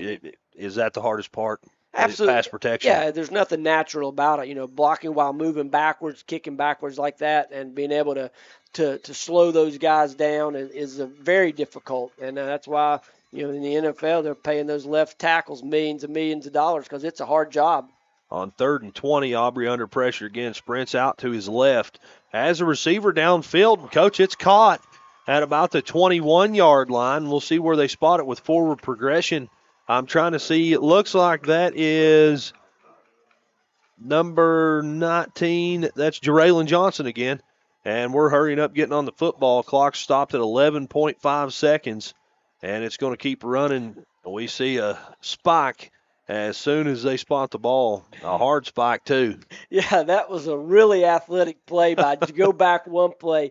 Jack scrambled again under that pressure, and he scrambles out to his left. And really, does something you don't like to see quarterbacks do, and that's throw it all the way back across the field to the right hash. And but this time it works out, and they get the first down by 1. And then Jack's with maybe the most emphatic spike stop the clock I've ever seen. That ball bounced about 10 feet in the air, and so second down. Here we go. He drops back. He's under pressure again. He's going to step forward, keeping himself. He gets down, and a timeout called. They don't have one, do they? They don't. They called all 3 of them. Yeah. Yep, you're right, Coach. So the siren you hear in the background means at halftime, your score, Warner 42, Kentucky Christian University 0. We'll come back. We'll talk about the first half, and then Coach Brent Terry will have some stats for you here on the halftime show. Never know what we might do on the halftime show. You want to hear it, though. Back after this on the Kool Hit Sports Network. When you want real, authentic Mexican menu items, you want Tres Hermanos Nunez. Accept no substitutes. None compares. Fajitas, tacos, burritos, quesadillas, chimichangas, even vegetarian choices. A kids menu, desserts and salads, a tasty, budget-pleasing selection for you and your family, unlike any others. Should be your first and only choice for authentic Mexican all throughout the tri-state. Ashland, Greenup, Grayson, Paintsville, Canova, South Point, Oliveville, and Cannonsburg. Tres Hermanos Nunez, the best around. At First National Bank, we strive to make every person that walks through our doors feel like family, because to us, you are. For over 120 years, we have lived in and served the families of Kentucky with genuine care through the good times and the bad. Come and see the difference banking with family can truly make for you at any of our 7 locations, or visit our website at www.fnbgrayson.com. First National Bank, member FDIC. If you're looking for a complete discount pharmacy with old-fashioned service and excellent prices, look no more. Since 1979, Stultz Pharmacy has provided our area with the finest in pharmacy care, 24-hour emergency prescription service, free delivery, and drive-through service for prescriptions. Stultz Pharmacy continues to fill all of your expectations. They carry a nice selection of gift items. For hometown service, see the professionals at Stultz Pharmacy in Greenup. More than you expect from a pharmacy. Stultz Pharmacy. It's tailgate time in the Bluegrass. Uncle Rick, what are you doing? I'm getting ready to make my announcing debut. And I believe that's football time in the Bluegrass. But you can believe this, Clark's has everything you need for a winning tailgate. Whether it's ice and cold drinks, chips and dips, or homemade sandwiches, and crispy, crunchy chicken for everybody, Clark's has you covered. And you don't even have to leave your car thanks to our convenient drive-thru. Clark's Pump and Shop. Return. Refresh. Refuel. And we're back at halftime here in Grayson, Kentucky. Glad to have you along. It's Warner 42, Kentucky Christian University 0. Warner came into this one at 2-0 and pleading a pretty good case for leaving here 3-0 right now, Coach. Yeah, they've looked sharp. They've done a really nice job of mixing up. They've run the ball really well. They've been able to throw it when they have to. You mentioned in the sorry, I didn't mean to cut you off. Mm-hmm. You mentioned in the pregame they have a pretty balanced offense. They throw the ball well, they run the ball well, and they've shown that here today. Yeah, absolutely. You know, they've run. They've got 392 yards here in the first half, and they've been able to run the ball really at will when they need to. But the 186 of that 392 is come on the ground, and then Holiday's had some runs in there to kind of help them along, and he's been able to distribute the ball to their tight end once or twice and out to the receivers, and they've hit a back out of the backfield. So they've done a nice job of distributing the ball, and kept KCU's defense really off balance. So between the run, the pass, and the number of receivers they've gotten involved, it's a difficult stop. But Warner's got a nice football team. You know, obviously 42-0 on the scoreboard, not a bright spot for KCU, but there have been some positives for the Knights. Number one, Jackson Aubry, quarterback. He's 12 of 20 on the night. You know, this last drive here, they were moving the football. He was under a lot of pressure, took some sacks, tried to make something out of nothing. He's 12 of 20 on the night for 100 yards, but talk about Jax Aubry and what he's meant to this offense. Well, you know, that's not a bad number. You know, 12 of 20, not a bad number, 100 yards, but just visually looking at it, he's in command. That's right. He is in command of the offense. He's gotten everybody settled down a little bit, and he looks like he knows what he's doing out there. He's communicating well, taking the signals from the sideline, getting everybody communicated. There have been no plays where it looked like, guys were, going the wrong direction. That's right. Any just completely blown, missed blocks. We didn't have, a handoff go to the right and the back goes to the left, and none of that kind of stuff. Sure. Everybody moving in the right direction. They're running. Now, they've not been able to block them at times, and especially in the passing game, and have taken a few sacks there at the end, but they've run the ball pretty effectively from time to time, and their big problem so far in this game is just being able to convert on third down. They were 1 of 7 going into that last drive, and they were able to convert 2, so that brings them up to 3 out of 9. And so you just kind of, when you're only converting at 33%, it's hard to maintain any drives and hard to put any scoring drives together. I think the one that you mentioned that they had before this last drive was on their very first drive of offense. Yeah, so they had several 3-and-outs there in the middle, and of course that puts your defense in a bind, and then they had a couple special teams penalties that helped Warner out, and so you don't need to help Warner out. They've done a nice job. They've we talked about their balance earlier. 7 of their 17 first downs passing, 8 of them rushing. I mean, that's really good. They are 5 of 6 on third down at 83%. They've converted 1 time on fourth down compared to 1 out of 3 on fourth down for the Knights. So they've just been able to be more efficient with their offense and keep them out there longer. And, they've hit some chunk plays. And, of course, Xavier, Holiday is their quarterback, and he's done a nice job today of just kind of, again, like Jax, he looks in command also. Yes. And he's able to distribute the ball to a bunch of different guys. And so, again, they're going to be a hard out. They got a nice football team. Absolutely. Coach, we're going to step out, take our first break of the halftime show. We'll come back, and Coach Brett Terry, you will have the first half stats, give us some analysis there, and then we'll preview the second half and be ready for some football. Back after this on the Kool Hit Sports Network. Kentucky Christian University is a private, nonprofit university located in the beautiful foothills of eastern Kentucky in Grayson. KCU offers both undergraduate and graduate programs, including the Teacher Leader Master of Arts in Education degree. They also have an array of competitive sports. Kentucky Christian University is committed to focusing on Christ while helping students build character and prepare for their future careers. Visit kcu.edu to learn more or to schedule a visit to campus. River Cities Builders is a licensed general contractor specializing in commercial and industrial projects, and they have a history and reputation of providing top-notch expertise through their experienced and devoted workforce. River Cities Builders also is a gas facility maintenance company offering petroleum equipment maintenance and EMV-compliant upgrades for smart payment terminals, and they offer 24 hours, 7 days a week emergency service. Call 606-473-4112 or visit rivercitiesbuildersinc.com. When you have business away from home or a planned event far from your comfort zone, you're probably going to need a little help. Let A&A Porta Potties assist you with all your portable toilet needs. Whether on a construction site, planning for an outdoor wedding, or any other outdoor event, A&A Porta Potties are here to assist you. A&A Porta Potties also rents out storage containers, office containers, cooling fans, tables, and chairs. A&A Porta Potties, there is no event too big or too small for us to accommodate you. State Senator Robin Webb would like to congratulate all the teams who made it to the 16th Regional Tournament and wish all the players, coaches, cheerleaders, and support staffs the very best of luck in this year's tournament. State Senator Robin Webb is always proud to support our youth in all of their endeavors, both in the classroom and on the hardwood, and will always strive to put our youth and children first as she works hard to support the people in her district. Again, have fun and good luck at this year's regional tournament from your State Senator Robin Webb. Welcome back to the campus of Kentucky Christian University on just an absolutely gorgeous day here in Grayson. Beautiful day for football, and we've got the Kentucky Christian home team here down 42-0 here to Warner, the Warner Royals out of Florida. Let's take a look at the first half statistics. As we mentioned, 42-0, but and as you might expect, the statistics are kind of dominated by Warner. So we'll start with them. 17 first downs.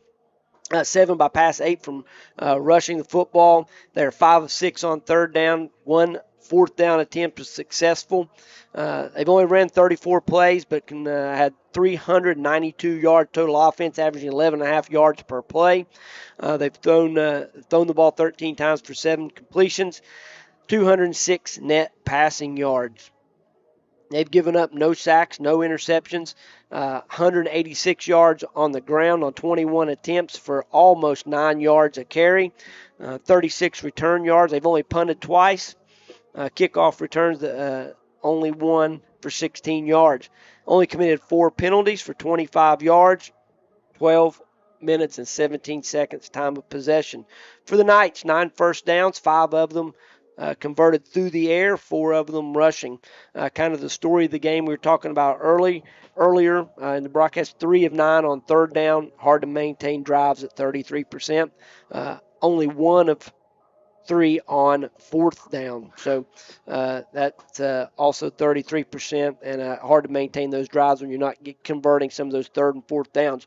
42 plays, 188 yards, so they have moved the ball at times a little bit, 100 yards through the air. Jack's Aubry is 12 of 21. Again, for that 100 yards, averaging 4.8 yards per play. They have been sacked 3 times and lost 12 yards. They've rushed the ball 21 times for 88 yards, 4.2 yards per play. Punted 3 times for an average of 40 yards per kick. Return yards, 38. They have committed 6 penalties for 70 yards, fumbled the ball 1 time but didn't lose it, so they haven't turned the ball over. And time of possession, 17 minutes and 43 seconds. Some individual statistics. Quarterback Xavier Holliday for the Warner Royals, 6 completions out of 12 attempts for almost 200 yards, 199 yards and 2 touchdowns, no interceptions. He's done a very nice job. They did have the 1 fake field goal early in the game in which Ronnie Joe Gilchrist completed a touchdown pass on fourth down on the very first drive to get the scoring started. So he's 1 for 1 for 7 yards. Rushing the football, Kyle Medium has been the man for Warner. 12 attempts, 97 yards, 8 yards an attempt. He has a long of 46. He's punched 1 in today. Deshaun Trowers, 4 attempts for 43 yards. He's averaging 10 yards a carry and a long of 40. Xavier Holliday has 1 keep today for 30 yards rushing, and Clyde Holland, 4 attempts for 16 yards and a touchdown. Receiving, Holliday has distributed the ball to several different guys. Evans Valcourt, 2 receptions for 88 yards. Clyde Holliday, 1 for 65. Deshaun Towers, 1 for 29. Logan King, 1 for 10. Adrian Glasgow, 1 for 7. And DeQuiz Fryer, 1 for 7 also. So a lot of guys getting involved in the passing game for Warner. On the KCU side, some individual statistics. Starts with Jackson Aubry, 12 out of 20 for 100 yards. No touchdowns, but no interceptions. He's distributed the ball to several different guys also, but the leading receiver for the Knights is Jarraylen Johnson, 7 receptions for 70 yards, so he's averaging 10 yards a catch, 21 yards on his longest reception today. Javonte Anderson, 2 catches for 14. Morris, 1 for 14. Hezekiah Hunter, 1 for 4. And Jamari Wilson out of the backfield with 1 catch for 2 yards. Jackson is credited with 1 fumble earlier, but we recovered that. So 1 fumble, no loss, no turnovers for the Knights. So there's some of the first half statistics. As we mentioned earlier, Warner, the guest here out of Florida, 42, a homestanding KCU Knights, nothing. About 12 minutes left here in the halftime, and so we will throw it to a break. And when you come back, Chauncey Griffiths, the voice of the Knights, will be here to talk to you a little more about the first half. At First National Bank, we strive to make every person that walks through our doors feel like family, because to us, you are. For over 120 years, we have lived in and served the families of Kentucky with genuine care through the good times and the bad. Come and see the difference banking with family can truly make for you at any of our 7 locations, or visit our website at www.fnbgrayson.com. First National Bank, member FDIC. If you're looking for a complete discount pharmacy with old-fashioned service and excellent prices, look no more. Since 1979, Stultz Pharmacy has provided our area with the finest in pharmacy care, 24-hour emergency prescription service, free delivery, and drive-through service for prescriptions. Stultz Pharmacy continues to fill all of your expectations. They carry a nice selection of gift items. For hometown service, see the professionals at Stultz Pharmacy in Greenup. More than you expect from a pharmacy. Stultz Pharmacy. When you want real, authentic Mexican menu items, you want Tres Hermanos Núñez. Accept no substitutes. None compares. Fajitas, tacos, burritos, quesadillas, chimichangas, even vegetarian choices. A kids menu, desserts and salads, a tasty, budget-pleasing selection for you and your family, unlike any others. Should be your first and only choice for authentic Mexican all throughout the tri-state. Ashland, Greenup, Grayson, Paintsville, Canova, South Point, Olive Hill, and Cannonsburg. Tres Hermanos Núñez, the best around. Rev up your autumn adventure and refuel at Clark's Pump and Shop. Make a pit stop and treat yourself to our assortment of snacks and drinks. Clark's Pump and Shop has the perfect treats to satisfy your fall cravings. From our seasonal lattes and iced coffees to specialty donuts and desserts. Don't just fuel up your vehicle, fuel your taste buds at Clark's Pump and Shop, your ultimate road companion. Clark's Pump and Shop. Return, refresh, refuel. And we're back at halftime. A little under 10 minutes to go here at the half. Your score at halftime: Warner 42, Kentucky Christian University 0. And Coach, going over those stats, what sticks out to you as the most glaring stat? Well, right now it's that third down. Yep. That's just the thing. In order to keep some drives alive, to keep your defense off the field, you've got to convert some third and fourth down plays. And they've showed a willingness to go for it there on fourth down a couple times. But just 33% is just not going to be high enough. So just to kind of keep the drives moving, to keep your defense off the field, got to convert more on third down. And that's easier said than done. But that starts with putting yourself in good position on first and second down. Getting in some of those situations, third and short. At least third and medium. Well, one of those third down conversions was almost a broken play where Jax just showed some really good athleticism, scrambling all the way to the left side and throwing across his body, across the middle of the field for a 21-yard conversion, and picked up. One of those first downs was that like I said, 21-yard conversion. So that was tough. So just like to see them convert. They're doing a lot of good things, but if they can convert a few more third downs, they could. Hopefully put together a scoring drive. Change the complexion of a few things anyway, right? Absolutely. What if you're right now, if you're in that locker room, you're Jason Aubry, what are you telling your team? Well, you just kind of the same thing I said in pregame. It's about us. Yep. Right. It's not about Warner. It's not about anything. But let's just get better. Let's continue to fight. Continue to play. We got a half of football. Go out there defensively. Recognize formations, get lined up right, play the defense called, execute what you can, right?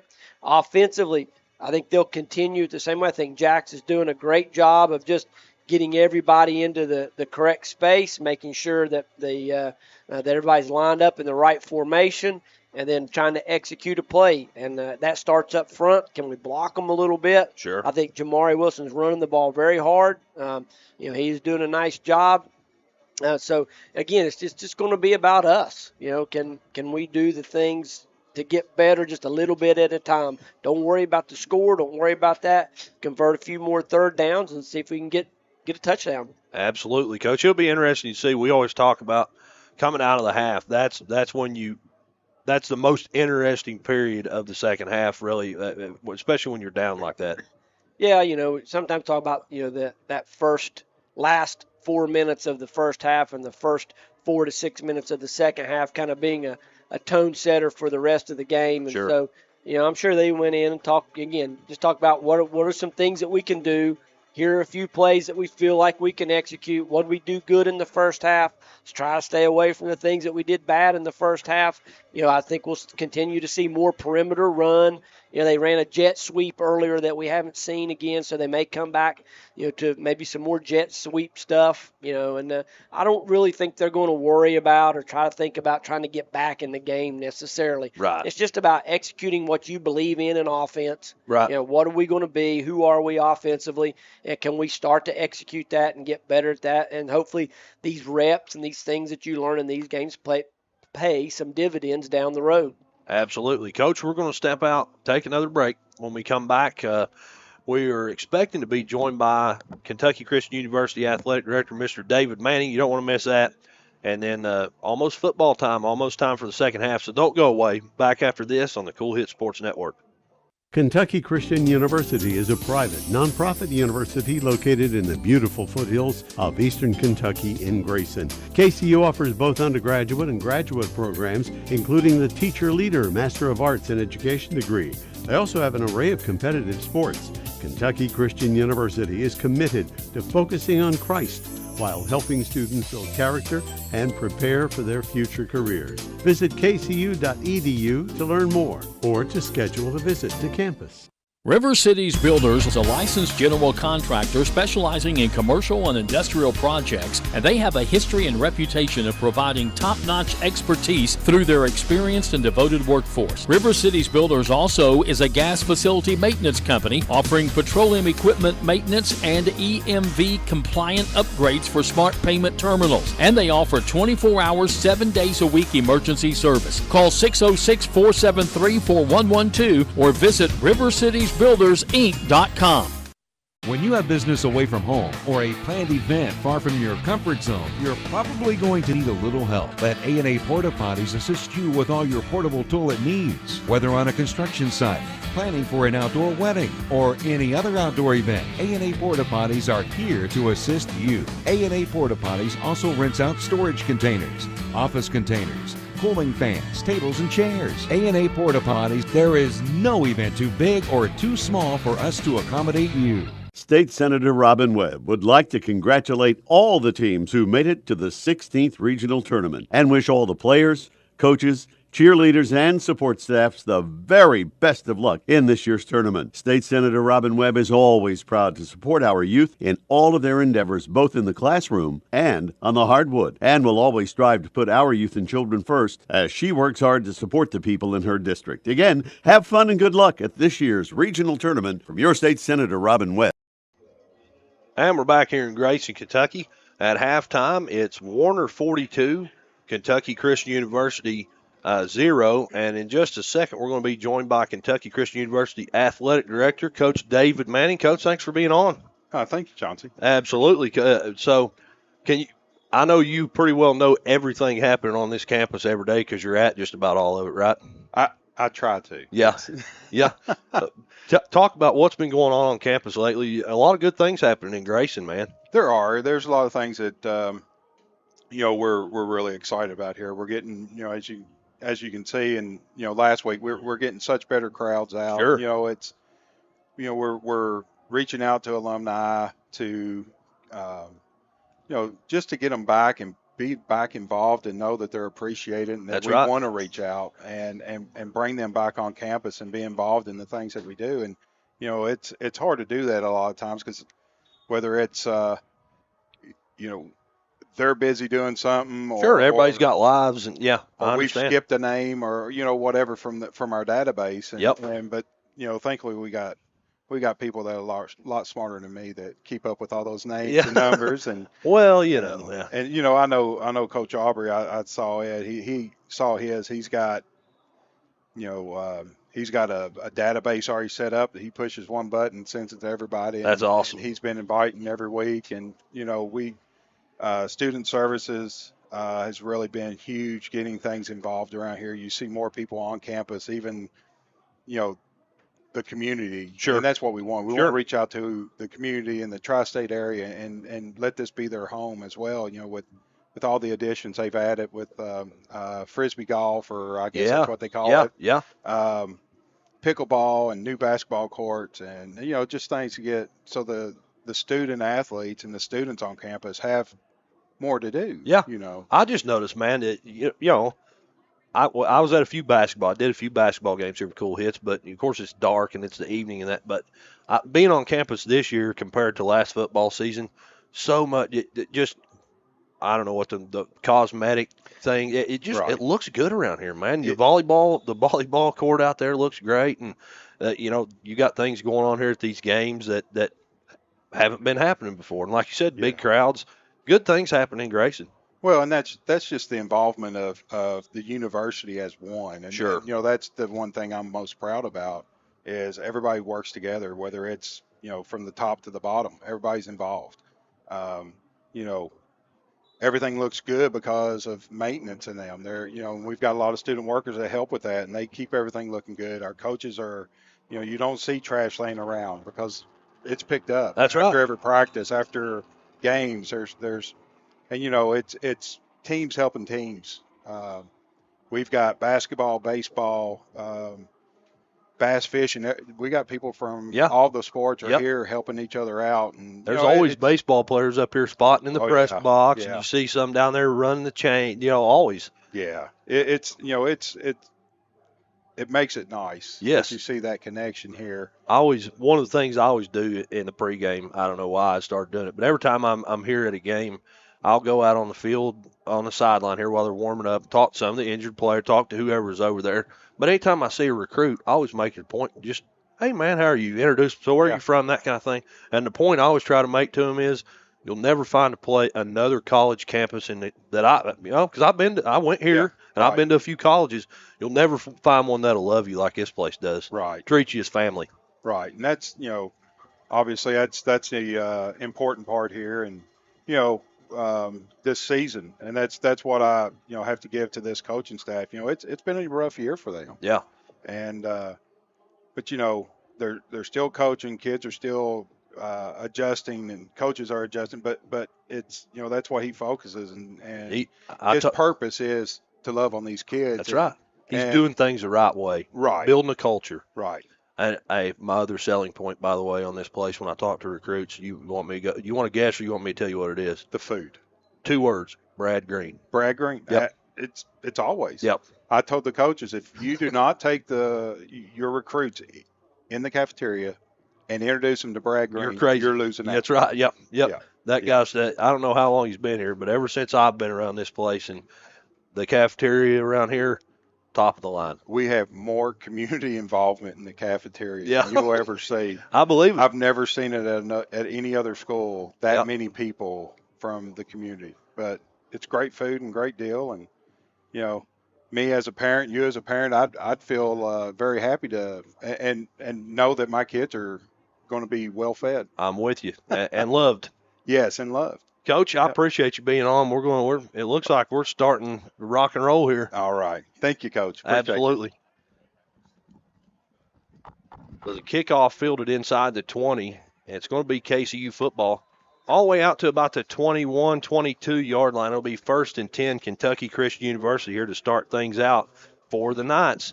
And Coach Brent Terry is going to be joining us here in just a few moments. It'll be interesting to see how they come out of the half offensively here on this first series. We saw right before the half, they were on a drive. They were moving the football. Some pressure from Warner. A couple sacks. Had to burn their timeouts. Down inside, almost in the red zone. Just not able to convert here. So it'll be interesting to see how they start out this second half under Coach Aubry, Jax Aubry, the quarterback. 2 backs in the backfield. Looks like 2 receivers to the left, 1 to the right. Ball over toward the right side of the field, and here we go. Aubry takes a snap. Has a receiver, ball underthrown, and it goes out of bounds. Intended receiver there was Jeraylon Johnson, and it's going to be 2nd down. Like Coach Terry said a few times there in the first half, playing that perimeter game, trying to get the perimeter, and we see it there again in the first offensive play of half number 2. Here we go on 2nd down.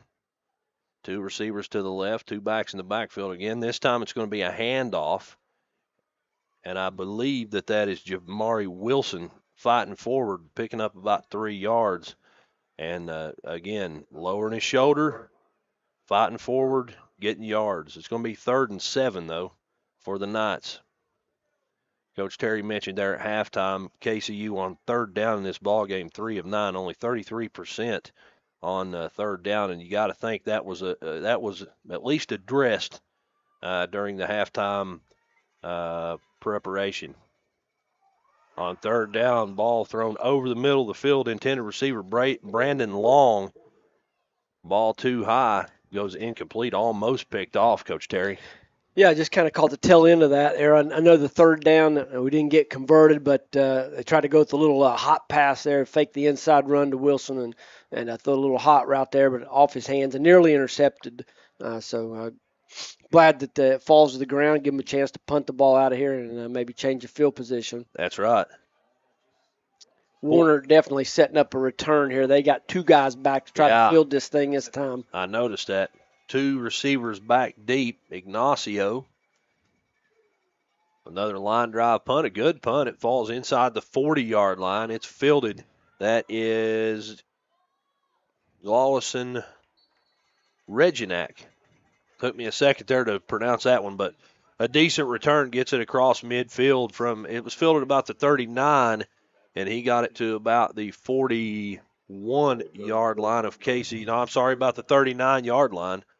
So a decent return here is going to set him up a pretty good field position. Yeah, they didn't want Ignacio to be able to pin him deep like they did last time. He was able to kind of punt it away from the single return man, so they go with 2 back that time and get a nice return. On 1st down, 3 receivers to the right, 1 back in the backfield as Holiday takes a snap, throws it over to the right side. It's caught by Evans Valancourt, but he's hit as he makes the catch. Good pass coverage there from KCU. Tackle made by Derek Houston, the outside linebacker, Coach. Came up and made a good open field tackle there. Yeah, they go trips there, and he's covering that kind of flat area there, we call, and does a nice job of working inside out on that. And they complete the pass, but for only, thanks to a solid tackle, only 1 yard.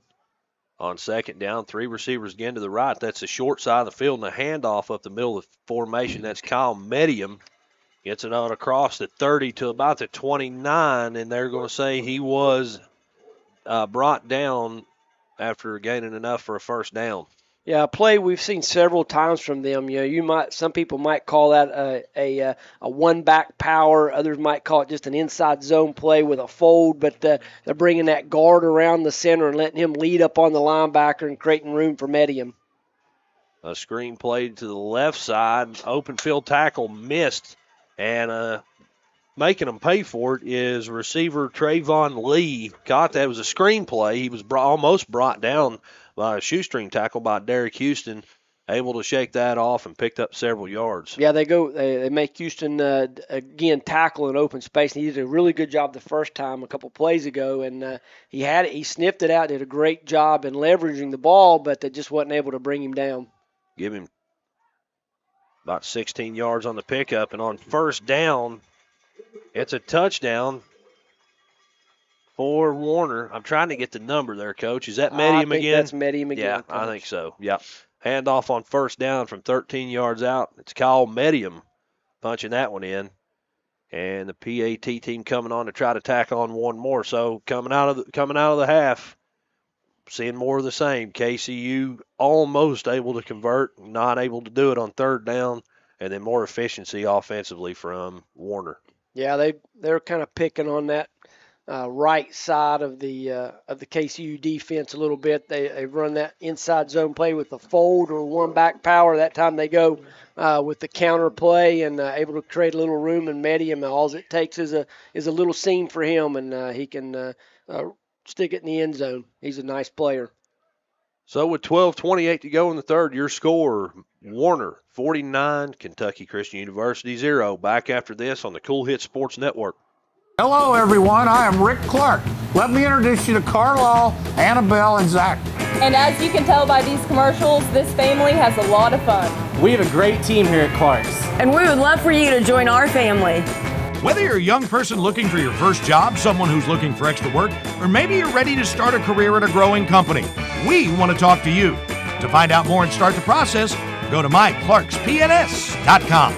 Clark's Pump and Shop. Return. Refresh. Refuel. If you're looking for a complete discount pharmacy with old-fashioned service and excellent prices, look no more. Since 1979, Stultz Pharmacy has provided our area with the finest in pharmacy care, 24-hour emergency prescription service, free delivery, and drive-through service for prescriptions. Stultz Pharmacy continues to fill all of your expectations. They carry a nice selection of gift items. For hometown service, see the professionals at Stultz Pharmacy in Greenup. More than you expect from a pharmacy. Stultz Pharmacy. And we're back. The kickoff's in the air, kind of a pooch kick that lands at about the 29. Again, another live ball, another one that almost turned got a little scary there, Coach. Who is that?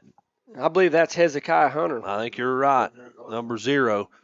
He able to fall on it. It took another Warner bounce. Not really anything anyone did wrong on that one. You see on the Grayson Sporting Goods instant replay. Yeah, well, Warner's done a nice job of just kind of getting it in that kind of pocket in there around the numbers where there's not anybody at. And, yes, sir. That thing is just hitting and spinning right there and making it tough on the KCU returners. So it's going to be first down and 10 yards to go for the Knights now from the 28-yard line. Receiver, that's Hunter, goes in motion, and a snap off the hands of Aubry hits the ground, and he does probably the smart thing, he just falls on it. Yeah, try to limit the damage there as best you can. Not the way you want to start on first down here. Right.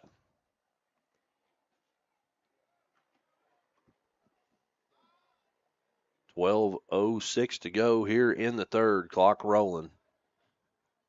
KCU looking to put together a drive here. About a 6-yard loss on that bobble of the snap. And here we go. Aubry calls for the snap. He takes it. It's going to be a handoff, a jet play to Jamari Wilson. He picks up a couple yards, gets it up to about the 25-yard line, but it'll be third down and 13. Yeah, nice little block there from Braden Long to spring him around the end, but nice pursuit from that Warner defense. They played pretty. We talk about their offense being efficient, but they played pretty efficiently on defense as well. Absolutely, yeah. We haven't talked probably enough about that Warner defense. It's long. Their linebackers are really good looking guys, and they don't have to substitute a lot to play on pass defense. They're very active linebacking core. And they get the pressure when they need to. You see it right there. Pressure shown. And Aubry brought down in the backfield, I believe, Coach, was that Ethan Anderson? Either him or Ethan, or might have been number 50, Antonio Wilson. Okay. Kind of coming up there and making was that 58 or 50? I believe you're right. I think that is 58. Yeah. Yeah, I think you're absolutely right. I think 58 is able to flush him from the pocket and then get him by the leg there and bring him down. So possession in which the Knights kind of go in reverse there, and they're going to have to punt it away again. That's right. Another 3 and out for KCU. The punt is in the air. A high punt. Going to drop on this side of midfield. No, it drops at about the 49, and that's a live football. But return team player able to fall on it there. That is Zach Little, a 6'1 redshirt senior from Fleming Island, Florida. Fleming Island High School able to fall on that one there. And almost another one of those little scary moments on special teams for Warner anyway. Yeah, called for a fair catch, but Glosson wasn't able to reel it in, touched him, and then kind of came a little scramble for the ball. And but they got back on it, and so they'll set up shop just about the 39. On first down, Holiday takes a low snap, hands it off up the middle, but bouncing outside is going to be Deshaun Trowers. 5'9" redshirt freshman from Broward County, Florida. Picks up a yard.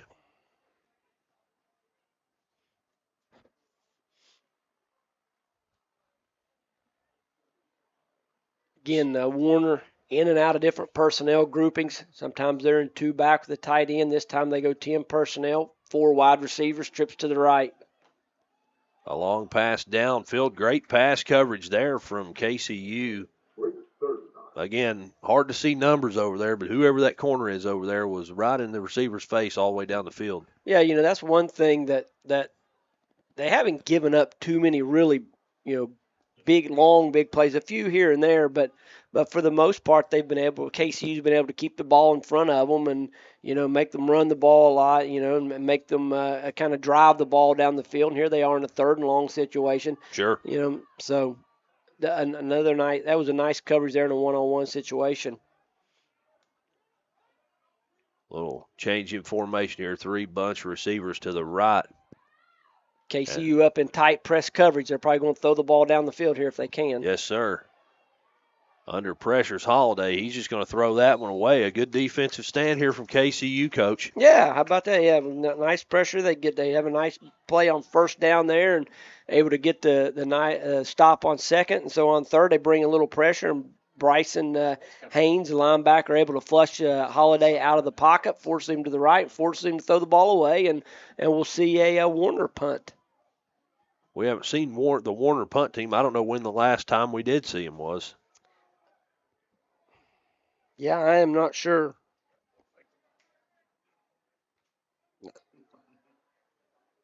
This is the first time they punted. Well, that's why we haven't seen the answer is never. Yeah, all right. And it's up. A line drive punt. Not a very long punt.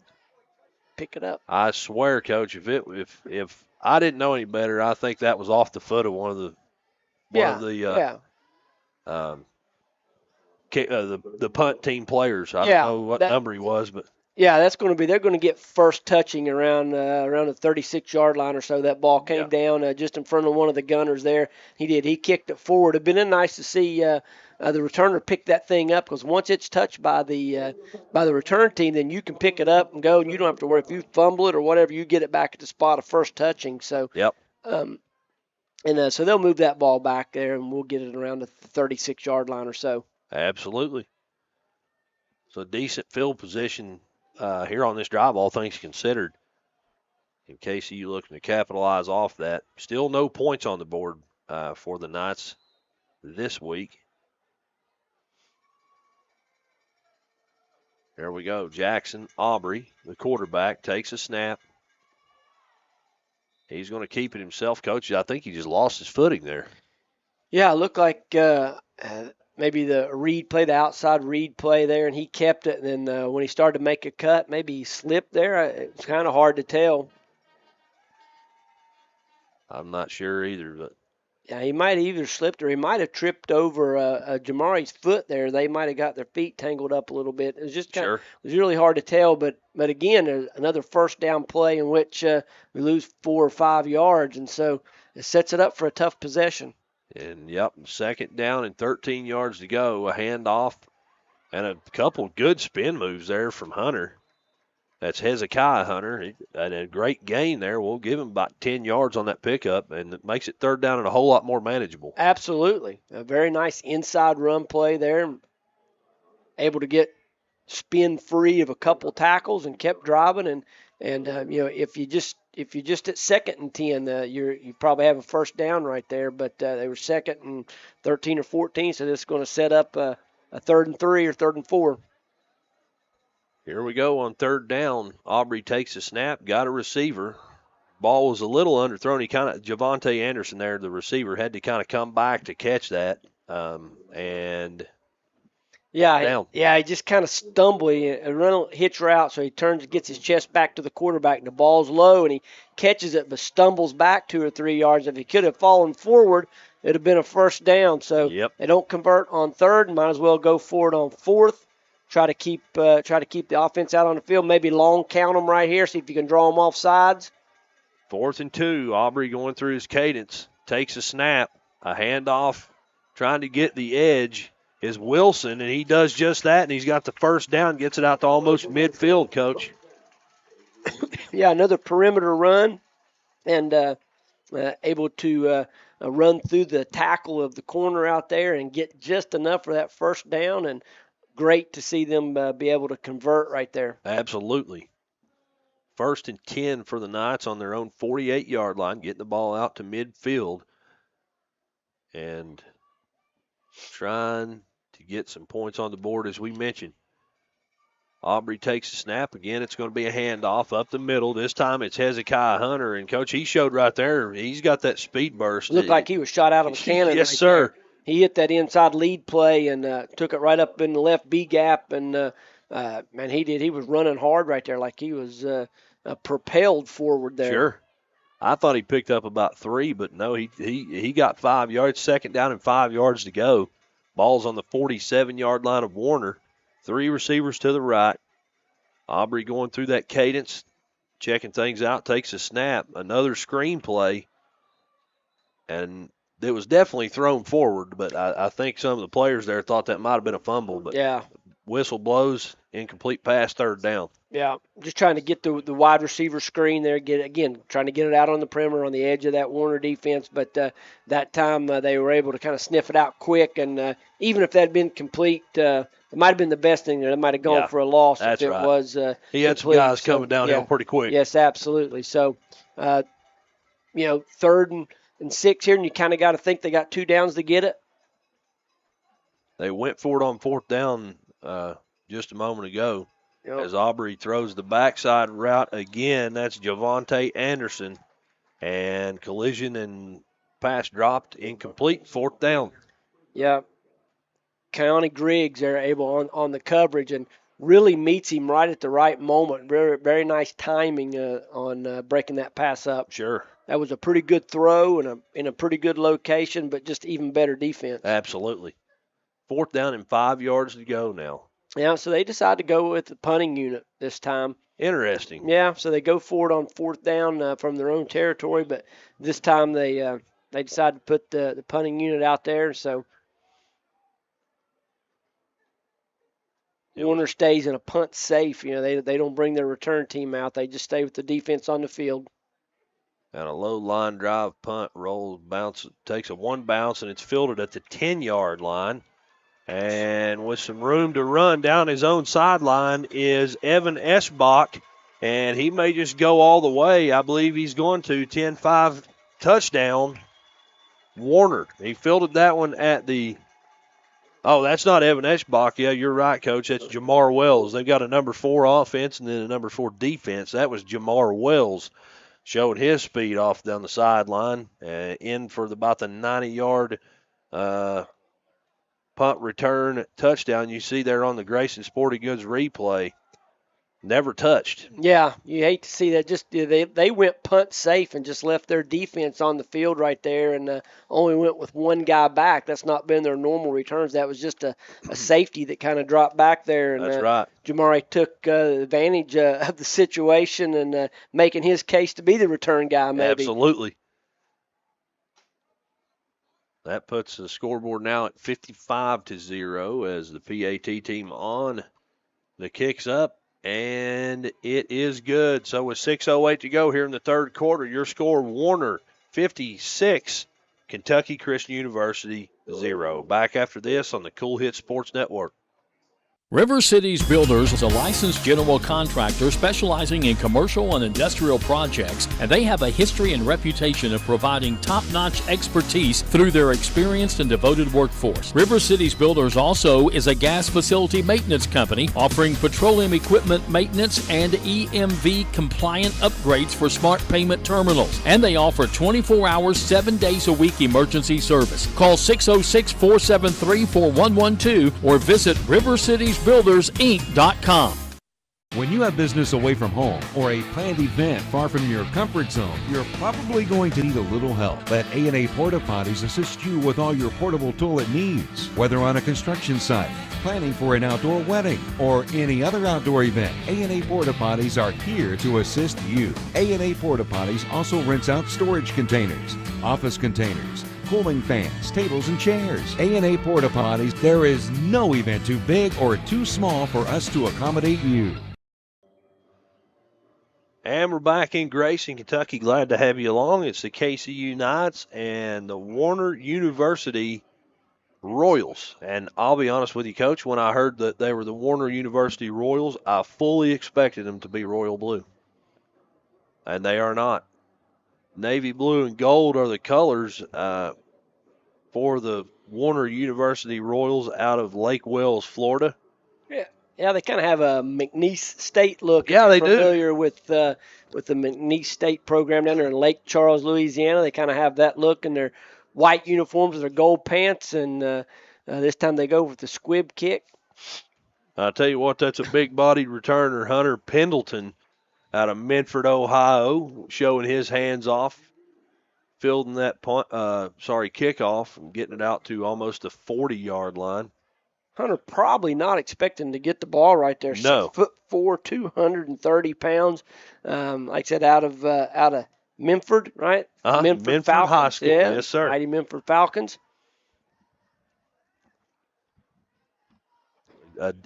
Doing his job well right there, I would say. Yeah, scooped that. It looked good. Now he Yes, scooped sir. that thing up, took off around right in.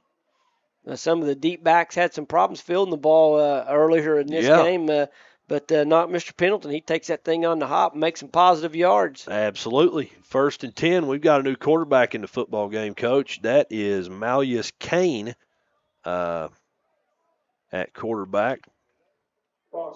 And a false start on the Knights. We'll back them up 5 yards, make first down, 15 yards to go. Yeah, once again, a negative play on first. Well, still going to be first down, but going to start 1st and 15. But that happens sometimes when you change quarterbacks, even though you're going on the same cadence. Sometimes that rhythm is a little bit different, so you get the false start sometimes when a new quarterback comes in the game. Kane's going to take the snap. He's going to hand it off. I believe that's Hunter trying to get outside. We've got a flag on the play. Hunter with a couple-yard gain there, maybe 3-yard gain, but we'll see what the flag is. Thrown back in the backfield there. Yeah, had a nice block there. Looked like Logan Aborda, 5'11", 275-pound offensive lineman, but it might have just been a little bit too good. We'll see whether they get him for holding. I already saw Kenneth McGill, the right tackle, that they pulled him off the field just now. I wonder if it wasn't something on him. We're still waiting for the call. Here we go.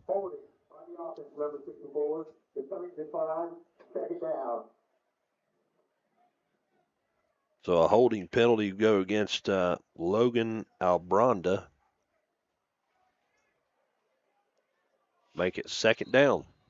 Yep, they declined the penalty, so they. Oh, they did, didn't they? Yeah, they declined the penalty, so it was for a lost yard there, so still behind the chains. Handoff on 2nd down, Jamari Wilson.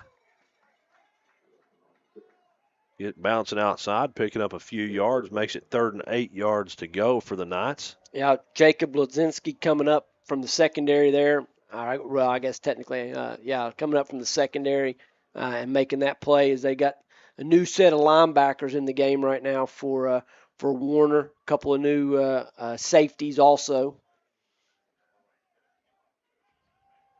Got a chance to, games like this, you get a chance to try a few new things, that kind of thing. Yeah, it's always important to get some of those guys in the game. They all practice hard too, and, That's and exactly so when right. they get an opportunity to get on the field, they're gonna turn it loose. And you always want whoever's on the field, no matter what, to turn it loose. That's right. You'll go out there and play and do like your coach do during practice.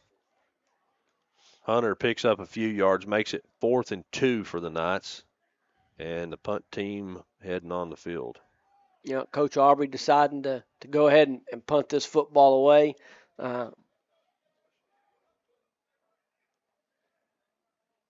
Last punt wasn't covered also great. No. We see the defense on the field still. Yeah, they keep the defense out there, so that means Jamari Wells is back there, and he's going to take another shot at it. He caught that one on the run, but he had to kind of stop to make sure he got the football. Yeah. And he's hit hard as he makes the catch.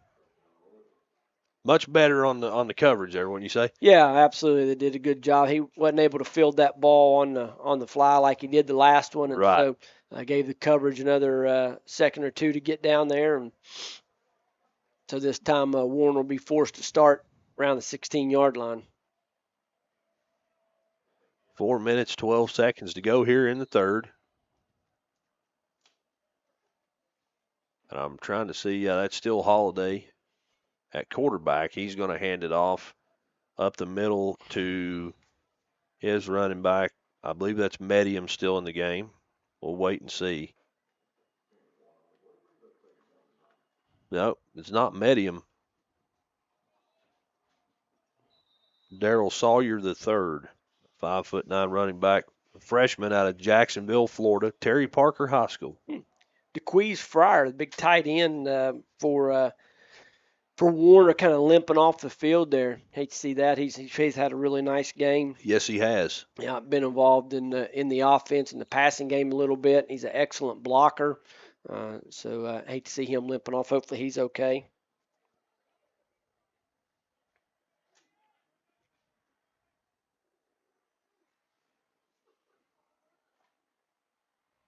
Clock still rolling, down to almost 3.5 to go here in the third. Holiday takes a snap. Darrell Sawyer hit hard in the backfield. Good pursuit from the KCU defense. And when that contact was made, Breyer at only 5'9", went flying. Yeah, kind of got swallowed up there, Yeah. didn't he? I just saw his head jerk over, Yeah, looked like number one there, big left defensive end for KCU, Trent Hill, kind of leading the charge there maybe. A lot of guys in on that tackle, but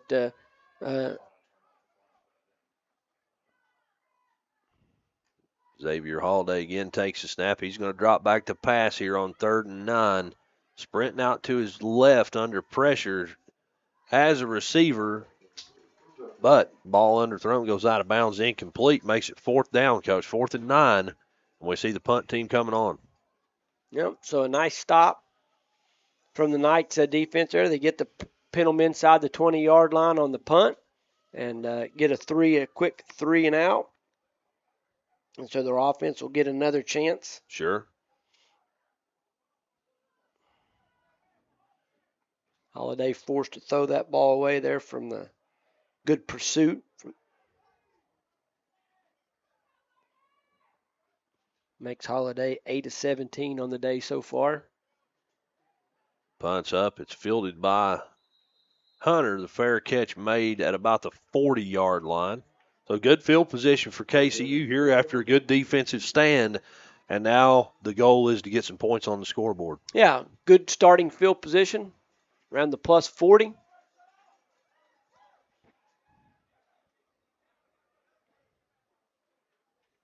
Be interesting to see what do at quarterback here. And it looks like it will be Malleus Kane. Yeah, Kane staying in at quarterback. Yep. I don't think anything's wrong with Jackson Aubry. No. I see him over here on the sideline, and he's in good spirits. He was in that huddle there, and so I don't think it's that. I don't think he's injured or anything. Kane takes a snap. He hands it off on 1st down. That running back is William Bowen out of Louisville, Kentucky. And he marches ahead for about a pickup of 4 yards. Bowen, I believe that's his first carry of the ball game. It is.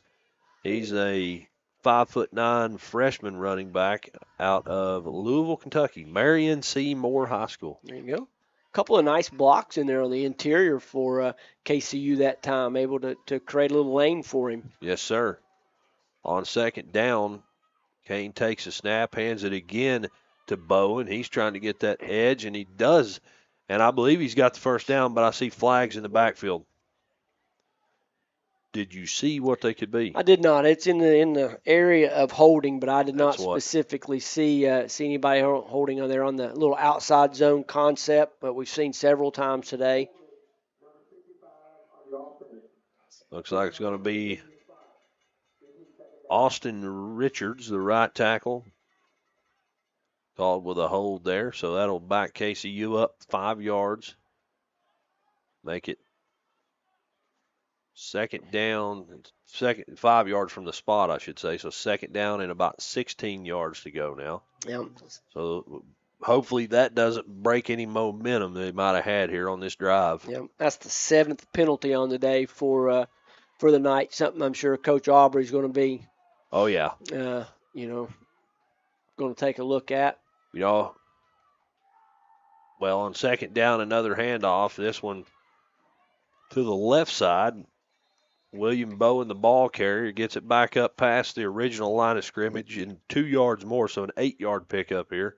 But what I was going to say, in my limited interactions with Coach Aubry, we've talked several times. I haven't known him. This is the first year I've ever been around Coach Aubry, coming from Texas, that kind of thing.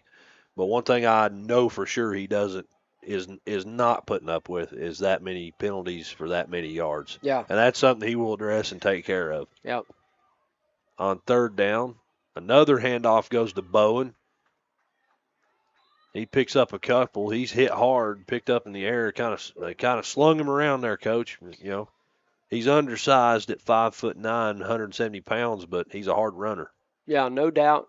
He's trying to get out there again on that perimeter and see if they can leverage Warner's defense, try to get outside of them a little bit, but wasn't quite able to. Clock down to 30 seconds, play clock at 18 seconds, so we'll see what they do. Looks like they're going to run one more play of offense here in the 3rd quarter. A fake handoff and a wide receiver wide open, and it's caught for a touchdown. KCU from 36 yards away, and KCU with points on the board. You hear the crowd on their feet, Coach. Yeah, going for it there on 4th down pays off. They fake the outside zone play there, left to right across the quarterback's face, and they just, the safety from Warner just absolutely drops the coverage, and they run right by him on the post route. Jaraylon Johnson. Jaraylon Johnson. Yes, sir. Able to haul it in, and a nice throw from Kane, and wide open, and drops it in the bucket there for 6 for the Knights. There you go. Connor Ignacio on the kicks up. I think somebody might have got a hand on that one, Coach. It's no good. So with 21.1 seconds to go here in the 3rd, KCU on the board. It's 56-6. Warner leads the Knights. Back after this on the Kool Hit Sports Network. At First National Bank, we strive to make every person that walks through our doors feel like family. Because to us, you are. For over 120 years, we have lived in and served the families of Kentucky with genuine care through the good times and the bad. Come and see the difference banking with family can truly make for you at any of our 7 locations, or visit our website at www.fnbgrayson.com. First National Bank, member FDIC.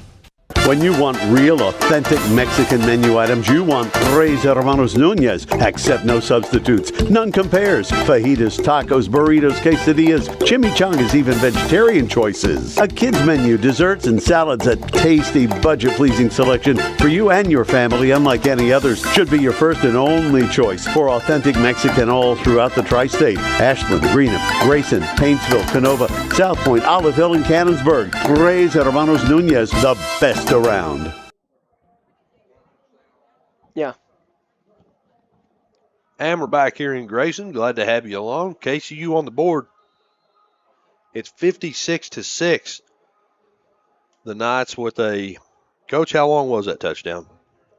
That was a 36-yard touchdown pass, I do believe, on 4th down.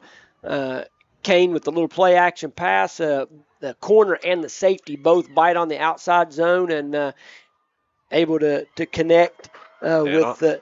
On the return, Coach, it looks like some trouble for KCU. Deshaun Towers able to find a hole, get over to that sideline, and he's off to the races, although he was knocked out of bounds. What we don't see, though, is there's a flag back at about the 30-yard line of Warner, so this one may just very well be coming back.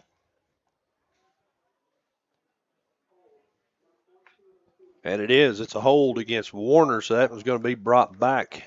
A big break here for the Knights. Will be brought back way back to about the 30-yard line. I think they're going to even march it off from the 30. I think Okay, that's the spot of the foul. Okay, yeah, spot of the foul, so they'll take this thing back to the 20-yard line. And so a break for the Knights. A long return negated by the holding call. So they'll set up shop still with Holiday in the game, 56-6. Yeah. One last play here, maybe in the 3rd quarter. Holiday still in the game, but just going back, a nice throw from Kane to Johnson for that touchdown to get the Knights on the board is pretty exciting. Yes, sir. A handoff on 1st down, and gobbled up at the line is the ball carrier again. That is Daryl Sawyer III. And you see on your screen the clock expires, which means at the end of the quarter, it is Warner 56, KCU 6. We're going to step out, take a break, back for quarter number 4 right after this on the Kool Hits Sports Network.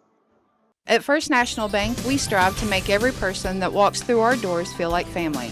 Because to us, you are. For over 120 years, we have lived in and served the families of Kentucky with genuine care through the good times and the bad. Come and see the difference banking with family can truly make for you at any of our 7 locations or visit our website at www.fnbgrayson.com. First National Bank, member FDIC.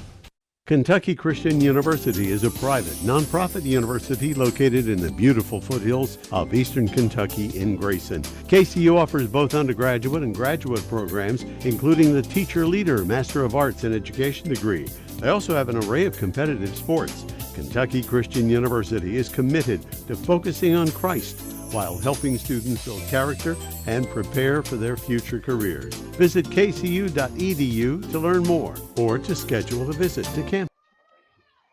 And we're back here in Grayson. It's the 4th quarter, and we're underway. Holiday takes a snap, throws it left side. It's caught by DeQuise Fryer. He gets it all the way out across the 35, knocked out of bounds at about the 37-yard line. Yeah, seems to be healthy again. He limped off a little bit earlier, and this time they get him involved in the passing game. They bring him all the way across, fake the inside zone play. They bring him all the way across the formation. He slips into the flat to the left. Holiday puts it on the numbers, and that's a big boy to bring down. He gets his hands on the ball and squares his shoulders. He's a load. You better believe it. First down and 10 yards to go now for the Royals. Holiday, who's still in the game, tries a hard count, doesn't work, hands it off right side, and gobbled up in the backfield is Daryl Sawyer III. And maybe a loss of a yard, maybe he got back to the line of scrimmage. We're going to say he got back to the line, 2nd down.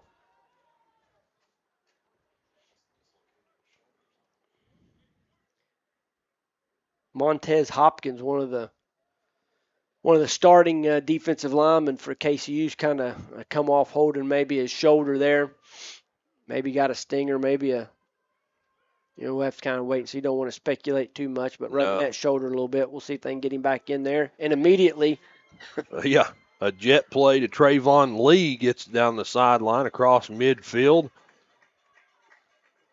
And they immediately come after that spot that Hopkins had just came out of, and they go with a little end read play where they don't block the end, and he's not able to make the plays. They on the little shovel screen. And a hurry-up play immediately following that when a handoff goes to Daryl Sawyer, and he gets it across the 45 down to the 44, so give him a yard and a couple players down. I saw a helmet rolling off over there too, Coach. Yeah, one of the offensive linemen there from Warner lost his helmet, but we've got 2 separate players down right now, one from KCU and one from Warner. The KCU player making his way off the field. Yep. That is Nori Alexander, and not sure who the down player is for Warner, but it all happened right there at the collision of the ball carrier, the blockers. Everybody was right there kind of in a conglomeration right in the middle of the field, so it's hard to tell exactly what happened. Yeah, kind of a pile there, and we'll see what what's going on here. But, yeah, very difficult to tell. Tell you what, Coach, we're going to step out. No, we'll keep it here. He's back up, making his way off. The down player is offensive lineman number 69, Justin Butts, making his way off. Looks like it may be something with his leg, not sure. But again, if you're someone who prays or does that kind of thing, definitely say a prayer for that young man. Doesn't matter what team they play for. Never want to see an injured player. So remember him in your thoughts and your prayers. But he's making his way off. Yeah, and it doesn't look too good. He's not able to put any weight on that right leg right now. So again, keep him in your thoughts for sure. As he makes his way off, KCU defense back on the field. You got got some officials there at midfield kind of discussing the whole thing there. Still not even sure what was going on with the down KCU player, but he made his way off on his own. Yeah, he was able to jump off pretty quick and get in there. Yeah. And, jump off the turf and get his way off the field without much problem. So some late subs here on the offensive line for Warner. They're running a few guys in and out. They had the injury. Then one of their guys lost his helmet, and they had to take him out of the game for a play. So they're finally ready to go here, and they'll crank the clock at 13 minutes and running. Here we go. A fake handoff and a pass over in the flats on the right side. That goes to Damari Jones. But, Coach, we've got another quarterback in the game as well. That's Ronnie Joe Gilchrist Jr., a junior quarterback. No, a sophomore quarterback out of Ocala, Florida, 6'4", went to Vanguard High School. A big-bodied quarterback. Yeah, big boy. Might remember him earlier in the game. Got Warner on the board first with the fake field goal in the very first possession. He jumped up and hit DeQuiz Fryer for the touchdown. And so at 56-6, they let him get some reps here behind that Warner offensive line. He drops back, looking downfield to throw. Under some pressure, he's forced to scramble out. And he finds a receiver, Coach, on the run right at about the 35-yard line. They're going to say that's a catch and enough for the first down. We've got another player down right at midfield on the 50-yard line. That's a KCU player. Yeah. And, Coach, Gilchrist there showed his ability to do some stuff. Yeah, we were talking earlier that Montrez Hopkins came off the field with what looked like maybe an apparent shoulder injury, but he was back in the game there, so it's good to see him get back in the game. And he was the one kind of applying the pressure there, forced Gilchrist out to his right, and then somebody from KCU really delivered a blow. I didn't catch the number, but at the end, Gilchrist really took a shot right there as he threw that ball. So some pressure applied from that KCU front. The down KCU player making his way off now. Ray Graciano, defensive lineman. Yeah, he's kind of flexing that right arm, elbow area. So I would say they'll take him into the medical tent over here on the KCU side, and I would say you're right. Yeah, get him evaluated. Now, Coach, I said he was close to the first down. I thought he made the catch right about at the yard marker. Mm-hmm. He's 2 yards shy, so it's 4th down and 2 yards here for this Warner offense.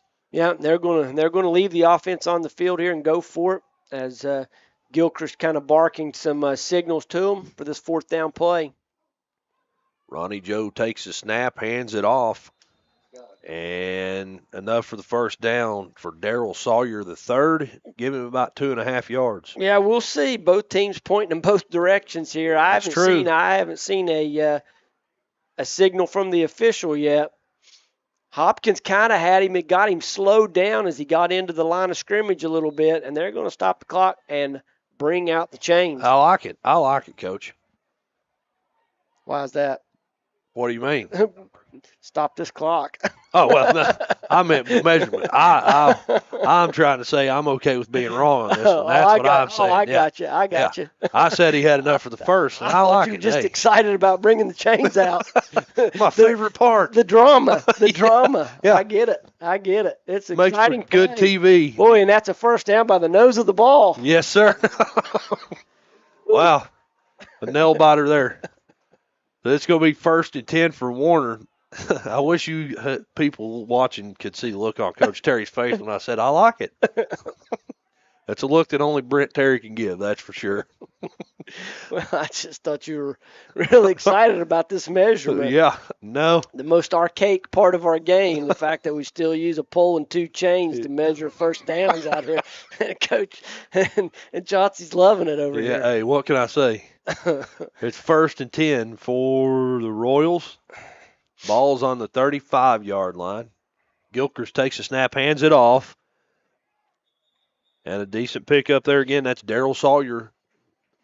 I guess you could safely say he's the 3rd string running back, but tell you what, undersized but shows some good things. Yeah. I can see why they've got him on their roster. Yeah, absolutely. A little bit undersized, but thick-legged. Yep. Gets up in there. He's hard hard to runner. See. Hard runner. Lost his hat, so he's got to come out on that play. The Warner equipment staff going to have a talk to these guys about pulling them chin straps a little tighter. Yeah. Keeping their hats on. Handoff here goes to Deshaun Trowers. Nothing doing there. He tries to bounce it outside, and good pursuit from the KCU defense, and that clock's still rolling, Coach. Yeah, clock's still rolling. Get them in a third down here. We'll see whether they let Mr. Gilchrist throw the ball here a little bit here on third down, see what he can do, see if the Knights can dial up a little pressure maybe. Backup quarterback in the game. Be nice to see if you can pressure him into a mistake maybe and get the offense back out there. Absolutely.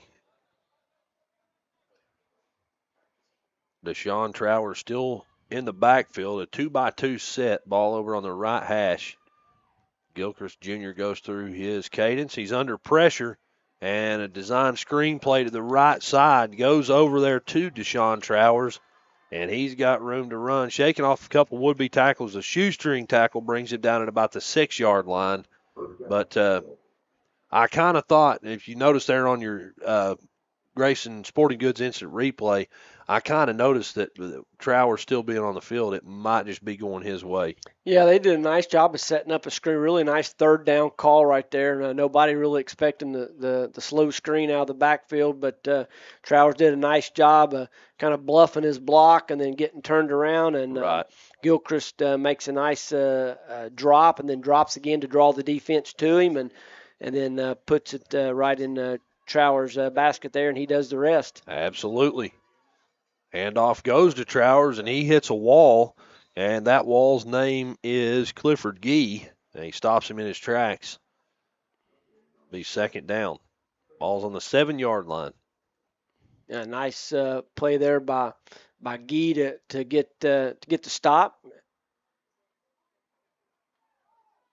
Warner with pretty much a new set of offensive linemen in there at this point also. Sure. But we even up, 50 points, got your backups in. Their staff wants to see those 2s and 3s go in there and execute. So Absolutely. They're playing hard, all important reps.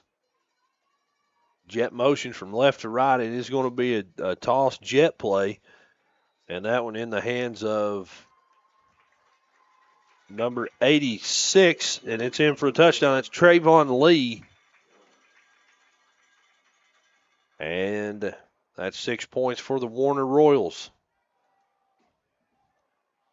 Yeah, just a little jet play, just as you described, over the right side, the left side of the defense, and Lee just kind of makes a beeline for the pylon there, and kind of beats everybody to the corner. Takes a little hit as he goes in, but able to squeak in the corner of the end zone there for another Warner 6. That's right. With 8:37 to go, PAT team on. Looks like the kicker is Matthew Cornegay. That one's up, and it is good. So with 8:37 to go in the ball game, the score is Warner University 63, Kentucky University 6. Back after this on the Kool Hit Sports Network. At First National Bank, we strive to make every person that walks through our doors feel like family. Because to us, you are. For over 120 years, we have lived in and served the families of Kentucky with genuine care through the good times and the bad. Come and see the difference banking with family can truly make for you at any of our 7 locations or visit our website at www.fnbgrayson.com. First National Bank, member FDIC.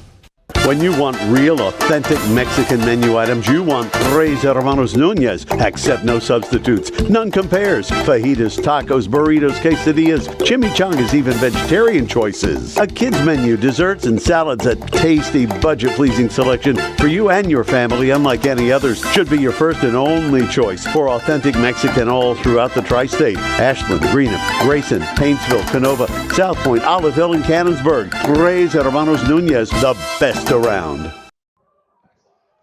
And we're back in Grayson. Glad to have you along. Kentucky Christian University trails the Warner Royals by a score of 63-6. And it's going to be KCU football here coming out of the kickoff. A nice kickoff up in the air. It drops inside the 20. It's fielded, and a great return. A room to run in the middle of the field. Getting it all the way out across midfield for KCU. I believe, if I'm not mistaken, that's Hezekiah Hunter there again, Coach. Yeah, I believe you're right. Absolutely. He's been a little do-it-all. He's caught a couple passes today. I think he's been involved. Yeah, he's I'm trying to make sure. Yeah, he's caught a pass today. He's had several rushes, 11 rushing attempts for 63 yards, and now a kickoff return for probably 25 or 30 yards. Be KCU football after that great return on the Warner side of the 50. Ball's on the 47-yard line. Quarterback for the Knights, Malleus Kane, came in last drive, threw a touchdown pass, and that one's off the hands of somebody, and it's a turnover. It's going to be, So I think what happened here is as we're going to watch this replay. Yeah, well, I think Bowen was the up back there, kind of the H back or the sniffer, as we like to call him sometimes. And as he shuffled over, the ball just hit him right in the chest, and he was not expecting that. And he kind of got in front of that snap, and he hit him in the chest, and on the turf it went, and another turnover. So 1st and 10 for Warner now. They're up 63-6. Just a situation where he's aligned a little too close in that A-gap there area, and he's got to be a little wider. So as he shuffles over to be the lead blocker on that play, he doesn't get in the way of the snap. That's right. Hand off again up the middle on 1st down. That, again, is Darryl Sawyer the third, and he's brought down behind the line, loss of about 3 yards, Coach. Yeah, that's the one back power play that they've run probably 15 or 16 times a day, but that time we've seen Darryl Sawyer run it 6 or 7, I think. Yeah, that time though Hunter Pendleton sniffed it out pretty quick and made the play right on the line of scrimmage. It kind of bounced him back for a few yard loss there. Sure. So 2nd down and 13 yards to go. Clock rolling down, under 8 minutes left to go here in the ball game. And here we go. Gilchrist takes the snap, and we've got a whistle as the ball is snapped. Do you see a flag anywhere? Nope. Timeout, Warner. We're going to step out with 7:40 to go here in the ball game. Warner 63, Kentucky Christian University 6. Kentucky Christian University is a private, nonprofit university located in the beautiful foothills of eastern Kentucky in Grayson. KCU offers both undergraduate and graduate programs, including the Teacher Leader Master of Arts in Education degree. They also have an array of competitive sports. Kentucky Christian University is committed to focusing on Christ while helping students build character and prepare for their future careers. Visit kcu.edu to learn more or to schedule a visit to campus. State Senator Robin Webb would like to congratulate all the teams who made it to the 16th Regional Tournament and wish all the players, coaches, cheerleaders, and support staffs the very best of luck in this year's tournament. State Senator Robin Webb is always proud to support our youth in all of their endeavors, both in the classroom and on the hardwood, and will always strive to put our youth and children first as she works hard to support the people in her district. Again, have fun and good luck at this year's regional tournament from your State Senator Robin Webb. Back in Grayson, 2nd down, a handoff goes up the middle of the formation to Darryl Sawyer. He bounces off one tackler, gets a couple yards, makes it 3rd and 10.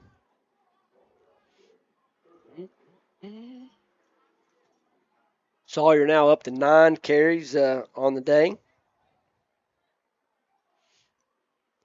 And most of them have come in 2 series, I think? Yeah, I would say so, yeah. That's his longest run there of 3 yards. So they've had a bunch of guys carry the ball. Sure. Kyle earlier in the game kind of took the load for Warner, but lately it's been Mr. Sawyer on most of these carries. Trips to the right, and another handoff, though, goes to Sawyer. He thought about bouncing it outside and planted his foot and went downhill. Picked up a few yards, give him 3, 4th and 7. I'll tell you what, he changed directions twice in a hurry right there, didn't he? Yeah, he did. He was kind of bouncing that thing around, and it looked like almost looked like he ran into something. Yeah, I know. Yeah. He did. Yeah, he was headed outside, and he said, nope. Made a left turn, got his shoulder square, and got what he could. 4th down and 7. We're going to see the punt unit on now for Warner University. Dylan Hubbard, the punter, back deep for KCU. I'll tell you what, Coach, from here it doesn't even look like there's any print on that jersey. You're correct. Oh, a bad snap off the hands of Hubbard, and KCU capitalizes. They're going to have great field position here to start things out for this series of offense, Coach.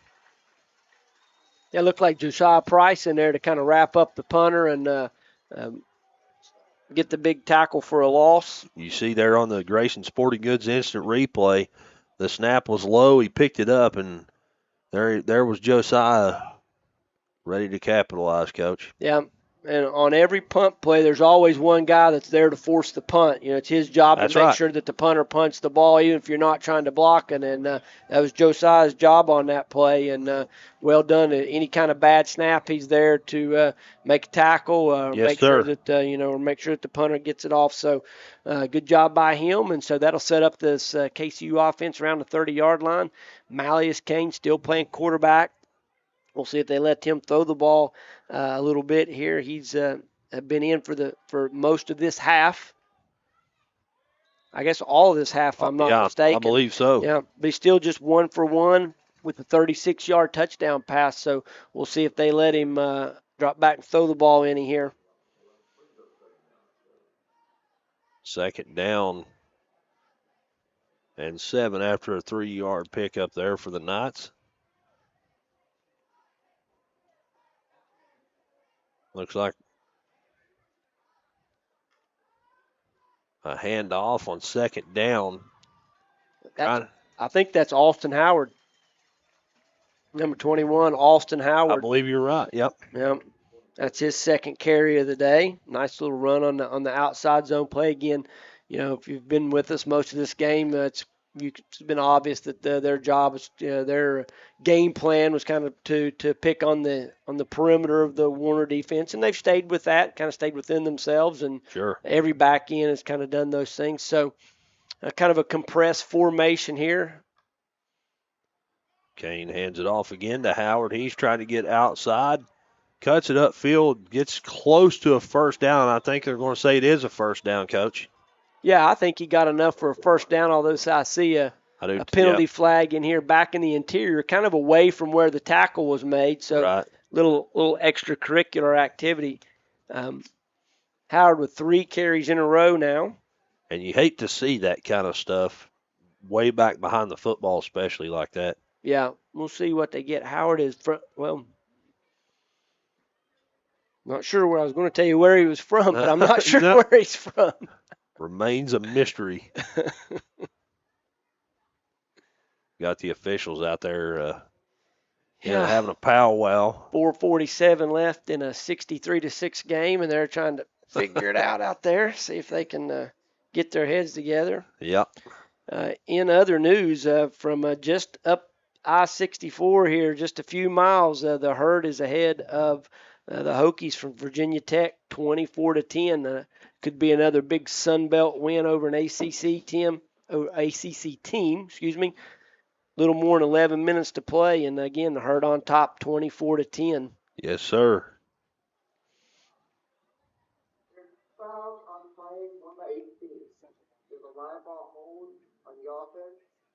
We have a live ball and sportsmanlike number 57 on defense.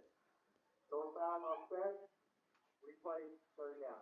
So we've got a live ball holding against Kentucky Christian and a live ball unsportsmanlike against Warner. They'll offset and be 3rd down. Yeah, so we'll wipe that last run from Howard off the board, and he'll get no credit for that, but we'll replay the down and see what happens here. So 3rd down again.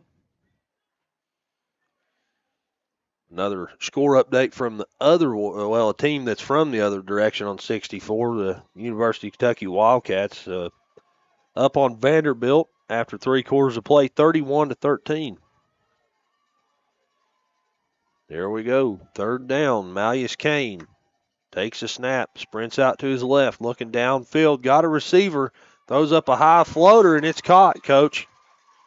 That is Braden Long, wide open. See on the instant replay here, Coach. Yeah, the right-hander sprints to his left, throwing, running to the left, twins out there to the left, and looks like we have a little smash concept. You get a hitch by the outside receiver, and the inside slot runs a corner route, and Kane delivers kind of a long arching throw, but brought in by Long around the 5-yard line, and the Knights in business for their 2nd touchdown. Absolutely. Pressure in the backfield. A handoff goes to Howard, and he's brought down behind the line of scrimmage. Going to make it 2nd and goal. Ball was on the 5, and it looks like it's going to be about a 3-yard loss. Make it 2nd and goal from the 8. Yeah, Blake Pagno from Warner there kind of breaks through the line and wraps Howard up and slings him down. So they'll lose a few yards, but still great opportunity to get their 2nd touchdown of the day. 3:26 and rolling. 2nd down and goal. Absolutely. And regardless of anything, getting points on the board here is a good way to at least a positive thing to have to take into the locker room with you after the game. Yep. Malleus Kane out of the pistol takes a snap, hands it off to Howard, and he chugs along for a pickup of a couple. Gets it to about the 6-yard line, so a couple gain of a yard or 2 there. Yeah, that last play, he nearly broke through there for the touchdown. Warner in straight zero coverage, playing man-to-man coverage out there on the perimeter. So we'll see whether they put this thing in Kane's hands again, maybe get some sort of pick route on this man coverage, maybe shake somebody open, give Kane a chance to throw it in maybe, or will they give it to Howard and see if they can get it in from the 7-yard line? Here we go. Malleus Kane takes a snap, under pressure, drops back, throws a floater in the back corner of the end zone. Kind of not sure. I'm not sure who he was trying to get the ball there to. Yeah, you had double slant, then a little a corner route over top of it by the 3rd receiver. That looked like number 4. Braden Long was the inside receiver, and he was breaking to the corner, and I think he was just throwing to a spot right there. He had quick pressure, really didn't have time to read it out, so he just kind of put it toward the pylon there and was hoping that Braden would be able to run underneath of it. 4th and goal from the 7, and we've got a timeout KCU. With 2:18 to go in the ball game, your score 63-7. Warner leads Kentucky Christian University. Back after this on the Kool Hit Sports Network. Hello, everyone. I am Rick Clark. Let me introduce you to Carlisle, Annabelle, and Zach. And as you can tell by these commercials, this family has a lot of fun. We have a great team here at Clark's. And we would love for you to join our family. Whether you're a young person looking for your first job, someone who's looking for extra work, or maybe you're ready to start a career at a growing company, we want to talk to you. To find out more and start the process, go to myclarkspns.com. Clark's Pump and Shop. Return, refresh, refuel. If you're looking for a complete discount pharmacy with old-fashioned service and excellent prices, look no more. Since 1979, Stultz Pharmacy has provided our area with the finest in pharmacy care, 24-hour emergency prescription service, free delivery, and drive-through service for prescriptions. Stultz Pharmacy continues to fill all of your expectations. They carry a nice selection of gift items. For hometown service, see the professionals at Stultz Pharmacy in Greenup. More than you expect from a pharmacy. Stultz Pharmacy. And we're back in Grayson. Chauncey Griffith, Brent Terry, glad to have you along. KCU, fourth and goal from the 7-yard line, trying to put one in, Coach, get points on the board. Yeah, it'd be nice to see KCU 3 out of 5 on 4th down today. So here's their 6th attempt. Could be a touchdown. Yes, sir. Here we go. Malleus Kane takes a snap, sprints out to his left. Oh, man, he was under pressure, throwing on the run off the hands of a would-be receiver. Falls incomplete, and it's going to be Warner football. Yeah, same play they ran earlier in the drive to kind of get them down there. Smash concept, hitch by the outside guy, corner route by the inside receiver, sprint to it. Just wasn't able to make a connection there, just off the hands of Braden Long. Good idea, good try, but Sure. just wasn't able to get it done. It would have been nice to see them score their second touchdown of the day. It would have been I think the first time all year they've scored 2 touchdowns in a game. Yeah. So, that was disappointing to see there. But I like the play call. oh yeah, absolutely. Give Kane, get him out of the pocket a little bit, help Yep. his vision, give him a chance if it's there, maybe to run it in. Gives a chance for receivers to work against the man coverage. Yeah, nothing wrong with that. Hand off up the middle on first down. That's Daryl Sawyer, the ball carrier. Be second down. Pickup of a yard. Clock down under 2 minutes to go in this ball game. Warner will move to 3-0 on the season. KCU moves to 0-5. Stick around for the post-game show. We'll have all the stats for you. Tell you what's up next for both of these teams. A handoff. Nope. Keeping it is quarterback Lyle Bennett, excuse me. I just noticed, Coach, a new quarterback on the field here for this series. Lyle Bennett, third-string quarterback for Warner. He picks up about 4 yards, makes it 3rd and 5. Clock down close to a minute. Going to see at least another play of offense. Yeah, some of the KCU D linemen coming off the field there. I see Trent Hill. He's played really hard, Yes, really sir. well for a long time here. Yes, sir. 10 tackles today, 3 tackles for a loss. He's played really hard. And we're going to go into victory formation here and just set on this thing and make it the last play of the game. And that should be it. Well, believe Take it or that not, Warner has called timeout. Not sure what the thought process is there. So the clock's going to stop at 37.2 seconds to go in the ball game. Warner up 57 points, 63-6 is the score, and they take a timeout here before what we presume to be their last play of offense, the last play of the football game. I guess they were worried about their execution there on the kneel down. Yeah, some excitement from around the country here. Look at some of these other scores. Florida State and Clemson tied up at 24, 8 minutes to go in the fourth quarter. Ooh, buddy. Florida State with the football. Florida State, the number 4 team in the country, going into Death Valley today. So I'll tell you don't one. tune away from this game. No, sir. don't do that. But it looks like you got a good one going there in Death Valley. I'll tell you, that's one of the hardest places in the country to go play. Absolutely. Dabo Swinney. Yeah. That is excitement. You're right. Here we go. We might turn that on here in the booth. You never know. We see another kneel down here. Not sure what the timeout was all about, but presumably that will be the last play of this football game as both teams making their way over to their respective sidelines. Yep. So KCU goes to 0-5. Warner goes to 3-0 on the season. And the final score of this ball game, Warner 63, Kentucky Christian University 6. Coach, we're going to step out. We'll be back, though, with the pregame show. Got a whole lot planned for you there, stats, analysis, tell you what's up next for both teams. And still waiting to see, we may or may not have a word from KCU head coach Jason Aubry. So stick around. Back after this on the Kool Sports Network. Kentucky Christian University is a private, nonprofit university located in the beautiful foothills of eastern Kentucky in Grayson. KCU offers both undergraduate and graduate programs, including the Teacher Leader Master of Arts in Education degree.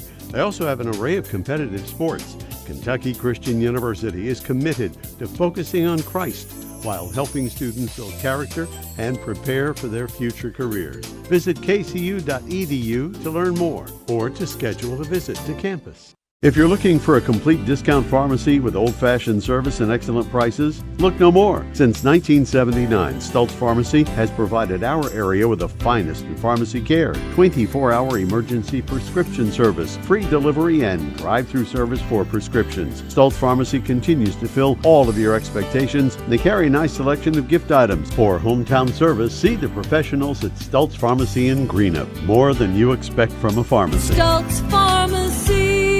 Uncle Rick, what are you doing? I'm dreaming. Of what? Fall in the bluegrass, days at the track, Nats on the 50-yard line. Well, you want to be at the 50 instead of on the 50. That could be dangerous. But to complete your day, you can count on Clark's Pump and Shop.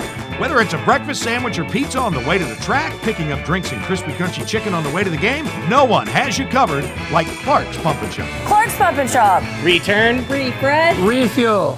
When you want real, authentic Mexican menu items, you want Tres Hermanos Nunez. Accept no substitutes. None compares. Fajitas, tacos, burritos, quesadillas, chimichangas, even vegetarian choices. A kids menu, desserts and salads, a tasty, budget-pleasing selection for you and your family, unlike any others. Should be your first and only choice for authentic Mexican all throughout the tri-state. Ashland, Greenup, Grayson, Paintsville, Canova, South Point, Olive Hill, and Cannonsburg. Tres Hermanos Nunez, the best around. And we're back in Grayson. Glad to have you along here. Final score of the night, or of the day. I'm used to saying night, Coach. It's 63-6. Warner over the Kentucky Christian University Knights. Warner moves to 3-0. KCU moves to 0-5 on the season. And Coach, just at face value, 63-6, not where you want to be. But I think some positives to take away. Yeah, I think so. I think Jackson Aubry coming in and kind of steadying the offense early in the game. I think that was a positive. He definitely looked in command of what was going on. Sure. Made a few nice plays. I think that always, the last couple games we've done, Jamari Wilson is a bright spot. He continues to play well. 12 carries today for 70 yards. As a team, they ran the ball, decently well. They piled up 283 yards of total offense.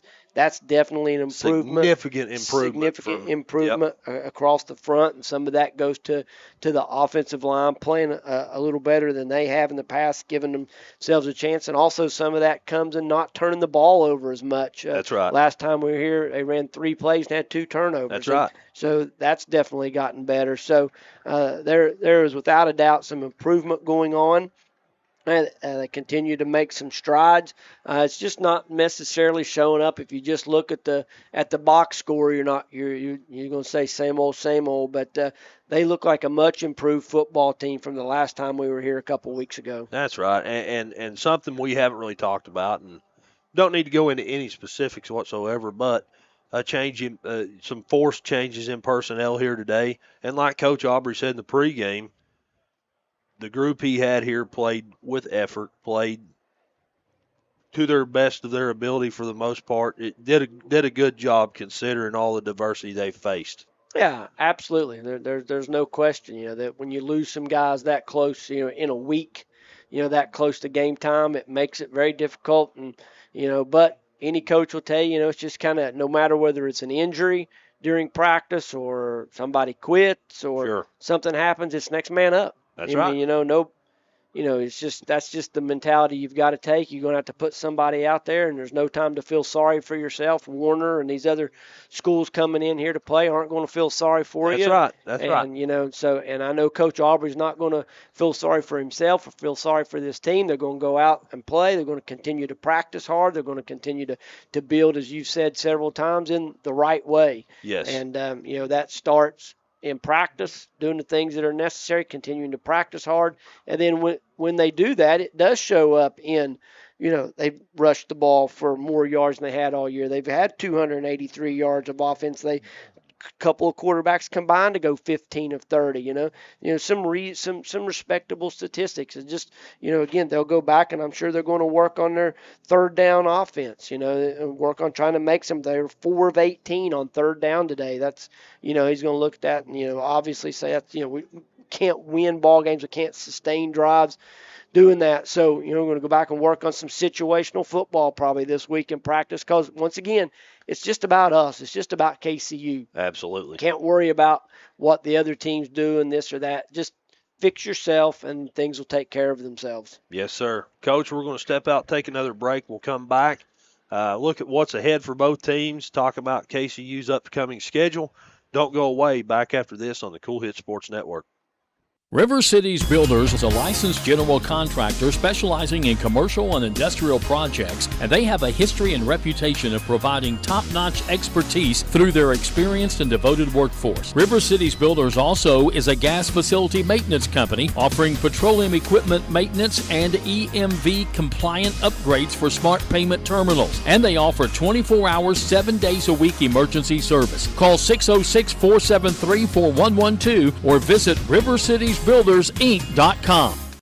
When you have business away from home or a planned event far from your comfort zone, you're probably going to need a little help. Let A&A Porta Potties assist you with all your portable toilet needs. Whether on a construction site, planning for an outdoor wedding, or any other outdoor event, A&A Porta Potties are here to assist you. A&A Porta Potties also rents out storage containers, office containers, cooling fans, tables, and chairs. A&A Porta Potties, there is no event too big or too small for us to accommodate you. At First National Bank, we strive to make every person that walks through our doors feel like family, because to us, you are.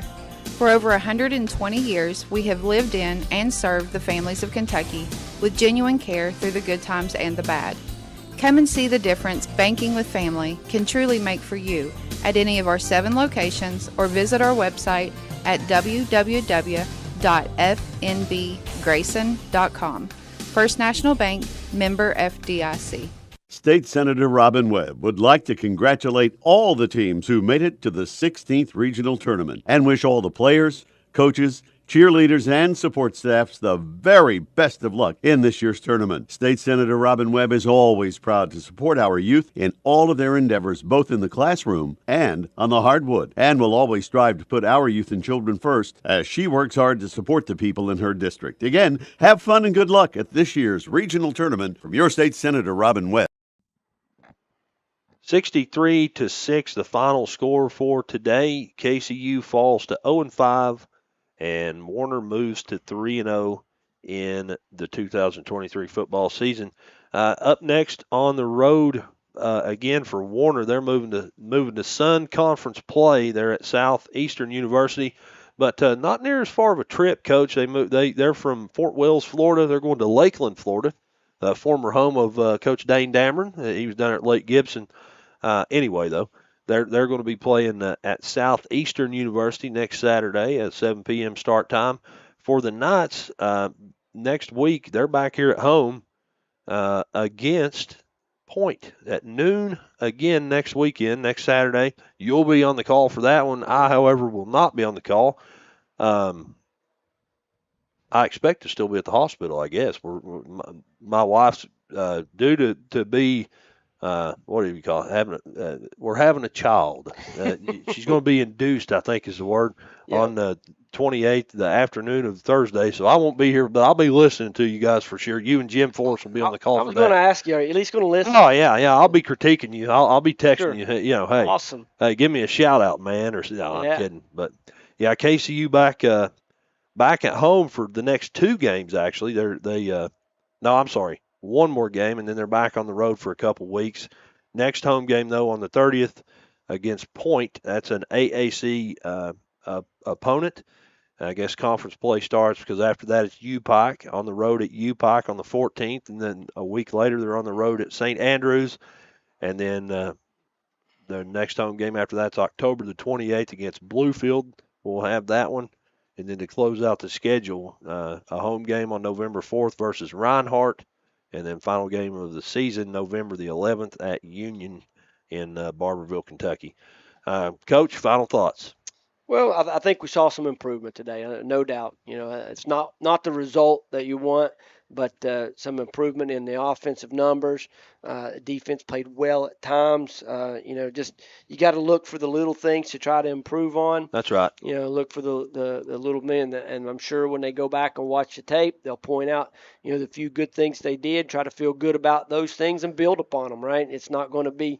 Rome wasn't built in a day, as they say, and so it's a process, and it's going to take some time. But I think that they're going about it in the correct manner, and it's just going to take some perseverance and some time and some money, and hopefully they can get it done. Absolutely, Coach.